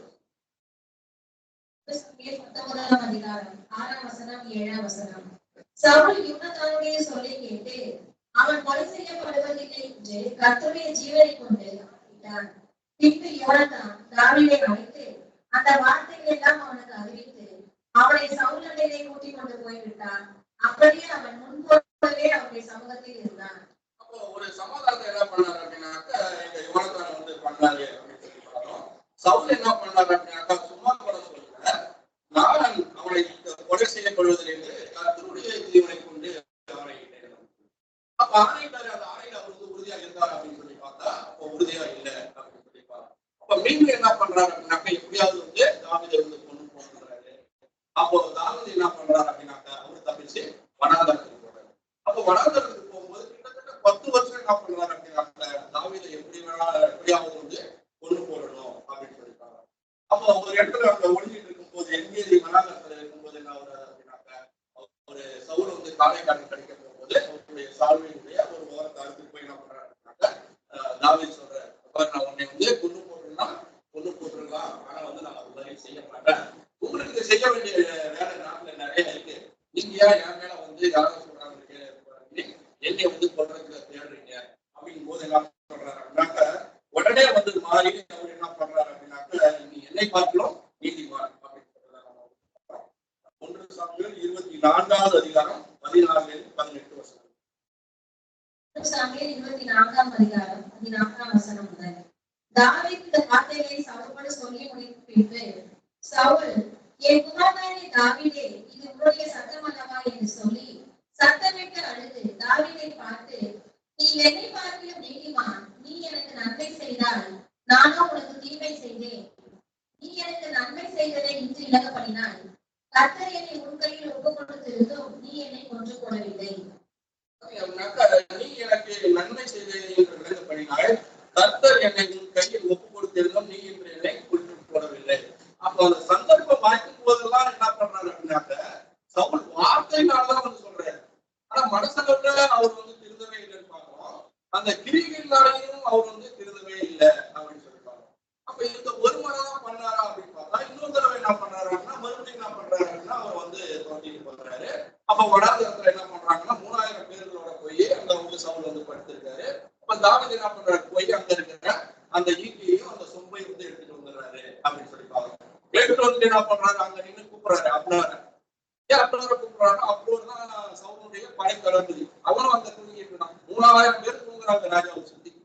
அப்போ இவரு என்ன பண்றாரு அப்படின்னாக்க சவுல் வந்து தன்னோட கூட இருந்த அவருடைய சகோதரின் பையன் ஒருத்தர் கூட்டிட்டு என்ன பண்றாருன்னா அங்க போயிட்டு அவர் என்ன சொல்றாருனாக்கா இவ்வளவு தூரம் வந்துட்டோம் நீங்க சொல்லுங்க ஒரே குத்தாங்க என்ன பண்றாங்க அப்படின்னாக்கா குட்டி கொண்டு போட்டுறாரு போது அப்போ சவுல் தாவீது என்ன பண்றாருன்னாக்கா கர்த்தர் அபிஷேகம் பண்ணணும்னால வந்து பயன்படக்கூடாது. எனக்கு ராஜபாகம் வருந்தான். ஆனா அது கர்த்தரா வந்து இவர் அடித்து இல்ல இவர் போர்க்களத்துல மாட்டி எனக்கு வந்தாங்க இல்லையா நான் அதை வந்து எடுத்துக்க மாட்டேன். அந்த தாவீது நினைச்சிருந்தா என்ன பண்ணிருக்கலாம், இதுதான் தேவனுடைய சித்தம், சவுல தேவன் வந்து என் கையில ஒப்பு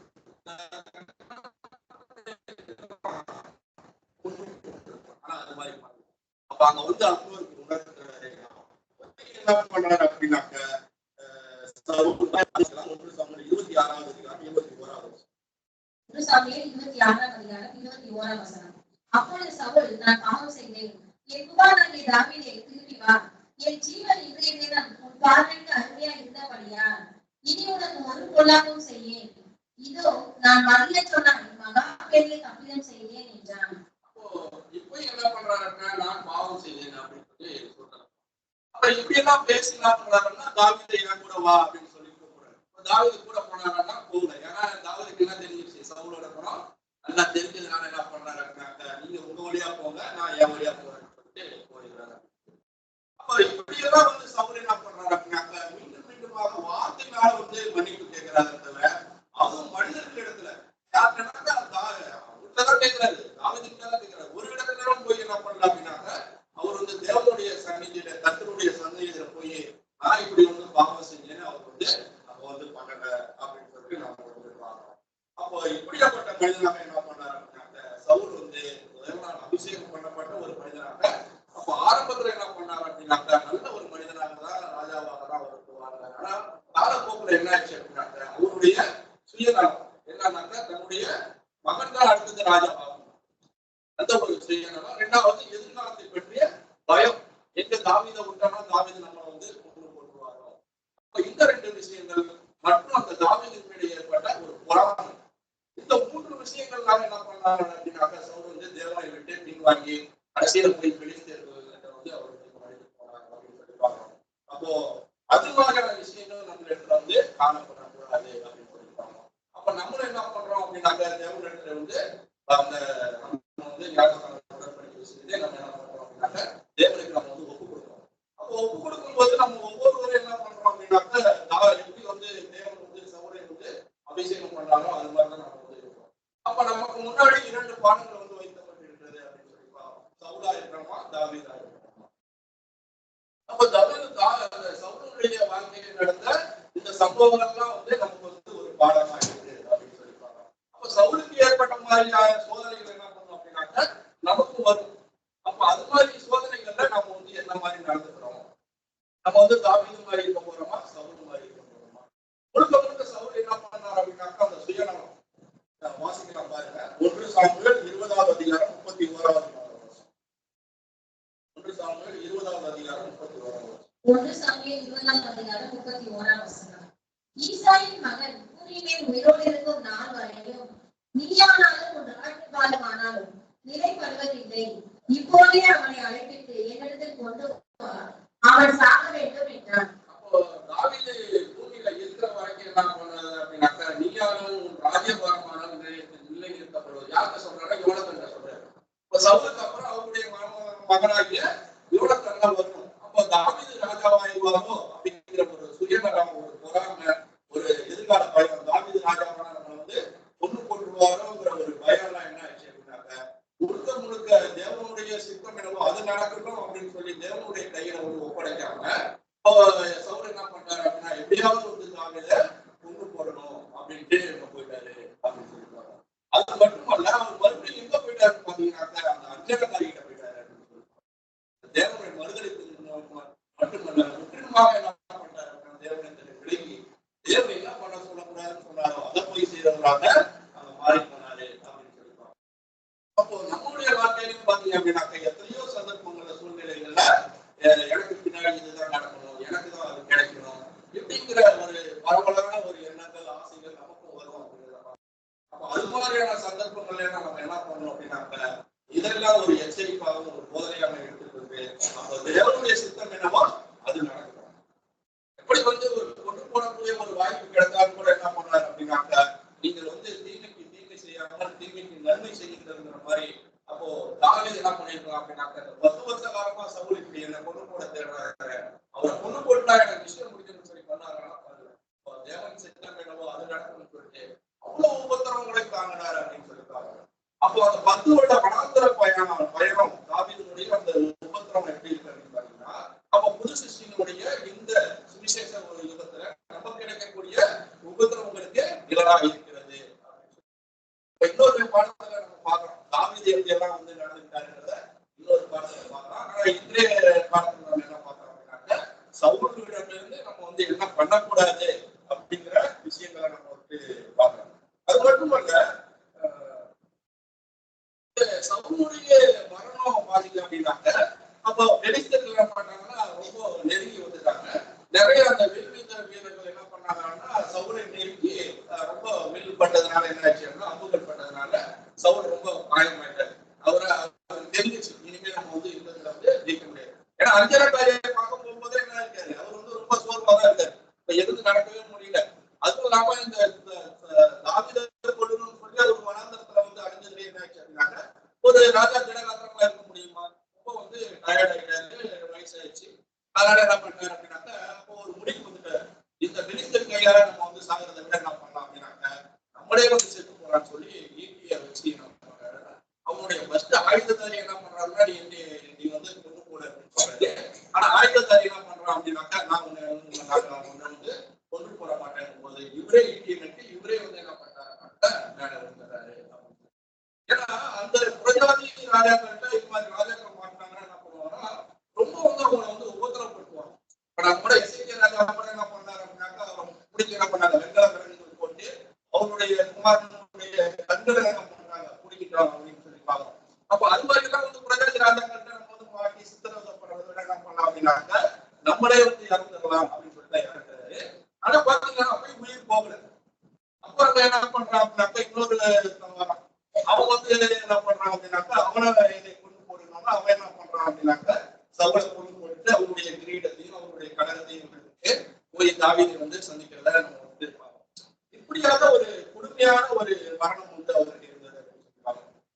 அப்ப அந்த மரணத்தோட மட்டும் முடிஞ்சிருச்சா அப்படின்னு பார்த்தா முடியல. அப்ப அடுத்த நாள்ல பெலிஸ்தர்கள் வந்து என்ன பண்றாங்க அப்படின்னாக்கா, இந்த சவுலும் அவருடைய குமாரனும் இறந்தப்பட பார்த்து என்ன பண்றாங்கன்னா, அவருடைய தலையை வெட்டி அவருடைய ஆயுதங்களை எடுத்து என்ன பண்றாங்க, அவர்களுடைய தெய்வங்களுக்கு போய் காட்டி அப்போ ஊரெல்லாம் பிரசித்தப்படுத்த முடியாம அதை வந்து அனுப்பி வைக்கிறாங்க அப்படின்னு சொல்லி பார்க்கலாம். ஏன்னா அந்த காலத்துல வந்து அது மாதிரி வழக்கம். ஒரு ராஜாவை கொண்டு அந்த ராஜ்யத்தை பிடிச்சா அப்படின்னாக்க தலையை வெட்டி யானை மேல வச்சு அப்படியே ஒரு ஊர்வலமா கொண்டு போவாங்க. அப்புறம் அந்த ஆயுதங்கள்லாம் எடுத்து போய் அவங்களுடைய கோயில்கள்ல வந்து வச்சு பாருங்க, எங்க தெய்வம் தான் உண்மையான தெய்வம் அது மாதிரி பண்ணிக்கிறாங்க. அப்ப அது மட்டும் இல்ல, அப்ப அந்த சரி உடம்பை எடுத்துட்டு போய் என்ன பண்றாங்க அப்படின்னாக்க, அரங்கத்துல தொங்க விட்டாங்க. உங்களுடைய உடம்புல என்ன பண்றாங்க அப்படின்னாக்க, இந்த சம்பவங்கள் எல்லாம் நீங்க 1 நாளாகவும் 10வது அதிகாரத்துல வந்து படிங்க. ஏன்னா அதெல்லாம் நம்ம படிச்சுட்டு இருந்தோம்னா டைம் ஆகும். அரங்கத்துல தொங்க விடுறாங்க. அப்ப என்ன பண்றாங்கன்னா, அந்த யாபேசு மனிதர்கள் என்ன பண்றாங்க அப்படின்னா, அதுல திடகாத்திரமானவங்க நடந்து போய் அந்த சரீரங்களை எடுத்துட்டு வந்து அவரை வந்து அடக்கம் பண்ணி 7 நாள் சவுலுக்காக துக்கம் கொண்டாடினார்கள். ஏன் இந்த யாபேசு மனிதர்கள் போய் எடுத்து வந்தாங்கன்னா, ஸ்டார்டிங்ல சவுல் வந்து அவங்களுக்கு உதவி பண்ணாரு இல்லையா, அந்த அம்மோனியன் வந்து என்ன பண்ணா, யாபேசு மனிதர்களுடைய உங்களுடைய கண்களை நான் வந்து புரிந்தாம விட மாட்டாங்க போது, அப்போ அங்க போய் யார் வந்து அவங்களை ரசித்தது பார்த்தாங்க, சவுல் தான் தேவனுடைய ஆவி இறங்குறாரு. அப்போ அந்த நன்றியை மறக்காம என்ன பண்றாங்கன்னா, யாபேசு மனிதர்கள் அங்க போய் அவருடைய அந்த சரீரத்தையும் மற்ற சரீரங்களை எடுத்து வந்து அங்க அடக்கம் பண்ணி அவர்கள் 7 நாள் வந்து துக்கம் கொண்டாடினார்கள். அப்போ இந்த சவுல் என்ன பண்ணாரு அப்படின்னாக்க, போய் தேவனிடத்துல கொண்டாடி இருக்கணும், பாவ மன்னிப்பு கேட்டிருக்கணும். அது நமக்கு ஒரு பாடமாக இருக்கு. அதை வந்து அவர் வந்து செய்யற பாக்குறோம். நம்ம அது மாதிரி இருக்கக்கூடாதுன்றதை பாக்குறோம். இன்னும் ஒரு சில வசனங்கள் பார்த்து முடிச்சிடலாம். 1 யோவான் 1வது அதிகாரம் 9வது வசனம்.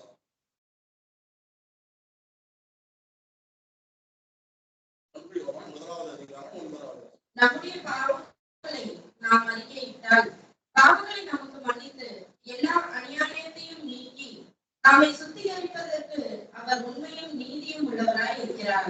நம்முடைய பாவங்களை நாம் அறிக்கையிட்டார். சவுல் என்ன பண்ணிருக்கலாம்? தன்னுடைய பாவங்களை எல்லாம் அவர் அறிக்கையிட்டிருக்கலாம். தேவனிடத்துல போய் மன்னிப்பு கேட்டிருக்கலாம். நான் ஏதோ ஒரு சூழ்நிலையில இதெல்லாம் பண்ணிட்டேன், என்னை என்னை இது மாதிரி மன்னிச்சிருங்க அப்படின்னு சொல்லிட்டு. அப்போ வார்த்தையினாலாவது கிரியினாலாவது மனசனுடைய நம்ம வேதத்துல தேடி பார்க்கும்போது சவுலிடத்துல காயப்பட்டாதானா மாட்டல. அப்போ வெறும் வாய் வார்த்தை தான். அப்ப நம்ம இன்னைக்கு பாக்குறோம், சில ஜனங்கள்லாம் எல்லாம் வாய் வார்த்தை தான் பேசுறாங்க. ஆனா கிரியினாலும் அவரை மறுதளிக்கிறார்கள் அப்படின்னு சொல்லிட்டு நம்ம பார்க்கிறோம். அப்போ நம்ம பாவங்களை அறிக்கையிட்டார். எல்லா அநியாயத்தையும் நீக்கி நம்மை சுத்திகரிப்பதற்கு அவர் உண்மையும் நீதியும் உள்ளவராக இருக்கிறார். அப்போ நம்மளும் கூட 2024 இந்த வருடத்தினுடைய முடிவுல இருக்கும். 2025 தொடங்க போகுது. இப்ப இந்த ஒரு வருட காலத்துல கூட நம்ம ஏதாவது பாவம் செய்திருந்தால், இல்ல தேவனிடத்திலிருந்து நம்ம நெருங்கி வராம இருந்தா என்ன பண்ணலாம் அப்படின்னாக்க, கண்டிப்பா அவரிடத்துல நம்ம மன்னிப்பு கேட்டோம்னா அதை அவர் மன்னிக்கிறவராக இருக்காரு. ஏன்னா சில மனிதர்கள் என்ன பண்றாங்க அப்படின்னாக்க, நான் இனிமே தேவன்கிட்ட பல தேவன் மன்னிப்பாரா அப்படிங்கிற ஒரு முடிவுக்கு வந்துடுறாங்க. அப்போ என்ன ஆகுறாங்கன்னா தேவனை விட்டு வெளியே போறாங்க. அது மாதிரி நம்ம ஒரு காலத்துல பண்ணக்கூடாது அப்படின்னு சொல்லி பாக்குறோம். தாவீது இந்த வேண்டாம் பாருங்க, சங்கீதம் 32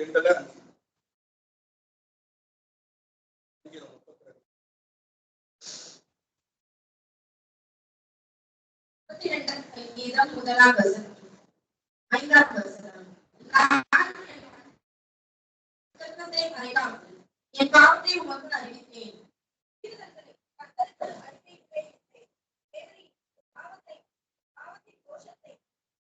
அப்போ இதை நம்ம அக்கிரமம் செய்திருந்தாலும், அவருடைய மீறுதல் செய்திருந்தாலும், நம்ம பாவம் செய்திருந்தாலும் என்ன பண்ணோம் அப்படின்னாக்கா, தேவனிடத்துல நம்ம மன்னிப்பு கேட்கறவர்களா இருக்கிறோம் அப்படின்னு சொல்லி பார்க்கிறோம். நாம என்ன நினைக்கிறோம் அப்படின்னாக்கா, நான் ஒரு பெரிய ஒரு பழக்கம் பண்ணிடல, நான் திருடல, நான் உபச்சாரம் பண்ணிடல அப்படின்னு சொல்லி நம்ம என்ன பண்றோம் அப்படின்னாக்கா, நான் பாவி இல்லை அப்படிங்கிற ஒரு முடிவு கொண்டதாக நம்ம கொடுக்கிறோம்.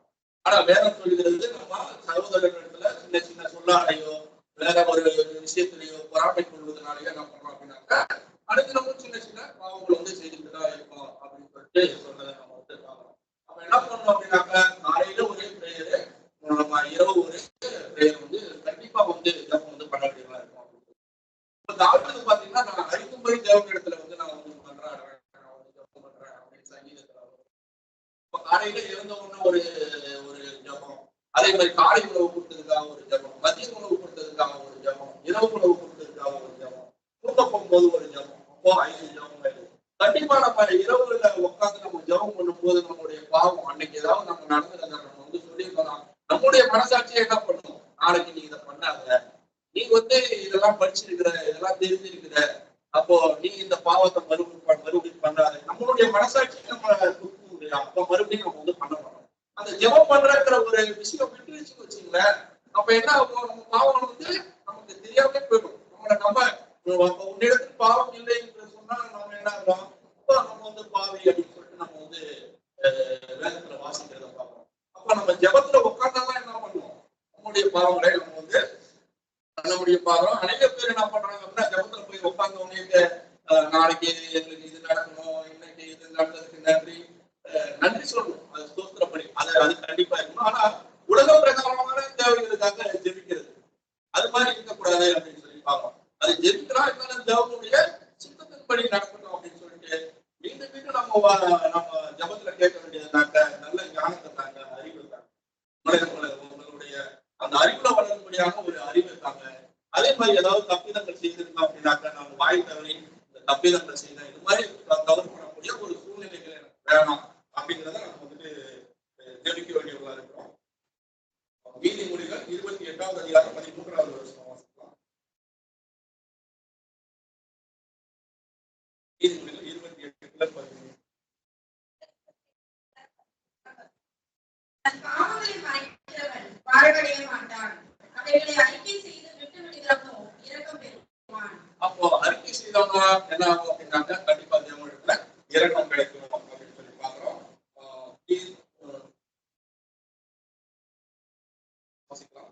எபிரேயர் 10வது அதிகாரம் 25 முதல்.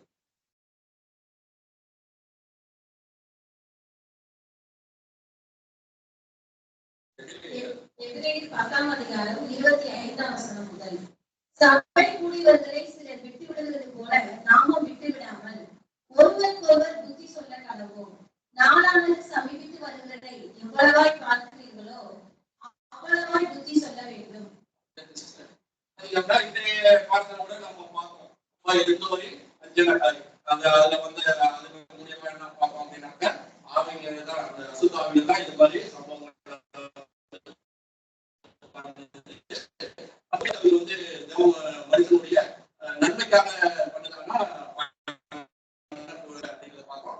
அது மாதிரியான காரியங்களை நம்ம பண்ணக்கூடாது அப்படிங்கிறத பார்ப்போம். அதே மாதிரி பார்த்தீங்க அப்படின்னாக்கா அந்த சவுண்டராஜா அந்த அஞ்சலக்காரியில போய் குறிக்கிறது நிமித்தமாக தேவன் இடத்துல வந்து அவர் வந்து மரணத்தை பெற்றுக்கொண்டார். அது சமய வகுப்பாளர்களுடைய 2ஆம் மரணத்துக்கு ஒரு நிழலாக இருக்கிறது. இப்போ இங்க சொல்லி வர்றது மாதிரி சபைக்கு கூடி வருவதை சில விட்டு விடுகிறது கூட நாமும் விட்டு விடாத கூட ஒருவருக்கு ஒரு புத்தி சொல்லப்படுறோம். சில பேர் என்ன பண்ணாங்க அப்படின்னா 2 வாரம் 3 வாரம் சபைக்கு வரணும்னா அப்படியே கண்டினியூ பண்ணிக்கிறது. இன்றைய சபைக்கு போனா என்ன சொல்லுவாங்களா, பிரதர் அன்னைக்கு கூப்பிட்டாரு என்னால போக முடியல அப்படின்னு சொல்லி இருக்கக்கூடாது அப்படிங்கிறது பாவம். ஏன்னா விட்டு விட்டா என்ன ஆகுமா, அது வந்து நம்ம வந்து தேவனிடத்துல இருந்து வழிவிலக போய் செஞ்சிடும் அப்படின்னு சொல்லி பாக்குறோம். அப்போ விட்டு விடாம என்ன பண்ணோம், ஒருவருக்கு ஒருவர் புத்தி சொல்ல வேண்டும். நம்ம புத்தியே சொல்ல தேவையில்லை, நம்ம வேதத்தை படிச்சாலே என்ன இருக்குது, அநேக புத்திமதிகளை தேவனே சொல்லியிருக்காரு. ஏன்னா ஒரு மனுஷன் புகழ்ந்து பேசினா எல்லாத்துக்கும்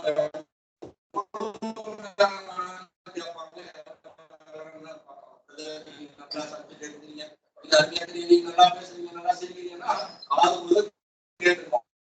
ஆனா பிரதர் நீங்க இந்த சப்ஜெக்ட்ல ஒரு தப்பு சொல்லிட்டீங்கன்னா உடனே மனசு வந்து நீங்க இப்படி சீக்கிரம் வந்து இல்ல அதை பண்ணாதீங்க பிரதர்னா அவ்வளவுதான், உடனே வந்து மனசு சொல்லுவோம்.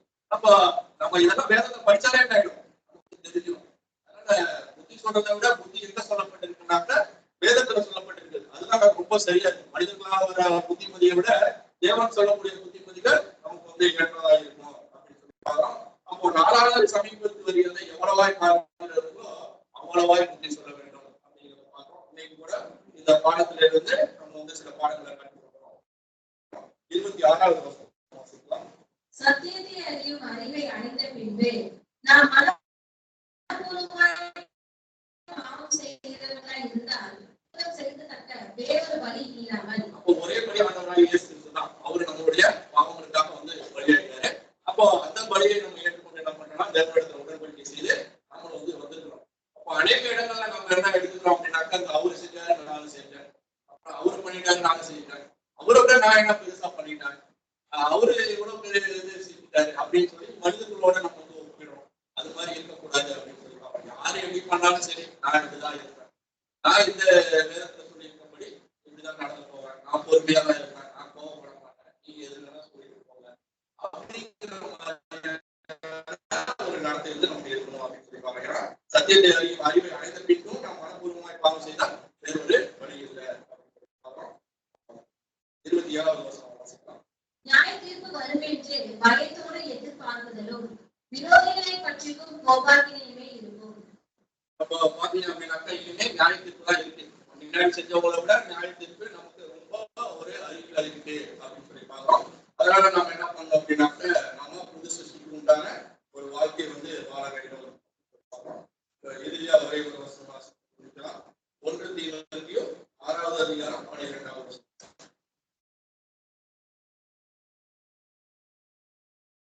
1 தீமோத்தேயு 6வது அதிகாரம் 1 தீமோத்தேயு 6ஆம் அதிகாரம் 12ஆம் வசனம். விசுவாசத்தில் நல்ல போராட்டத்தை போராடு, நித்திய ஜீவனை பற்றிக் கொள், அதற்காகவே நீ அழைக்கப்பட்டாய், அநேக சாட்சிகளுக்கு முன்பாக நல்ல அறிக்கை பண்ணுகிறவர்களாய் இருக்கிறாய்.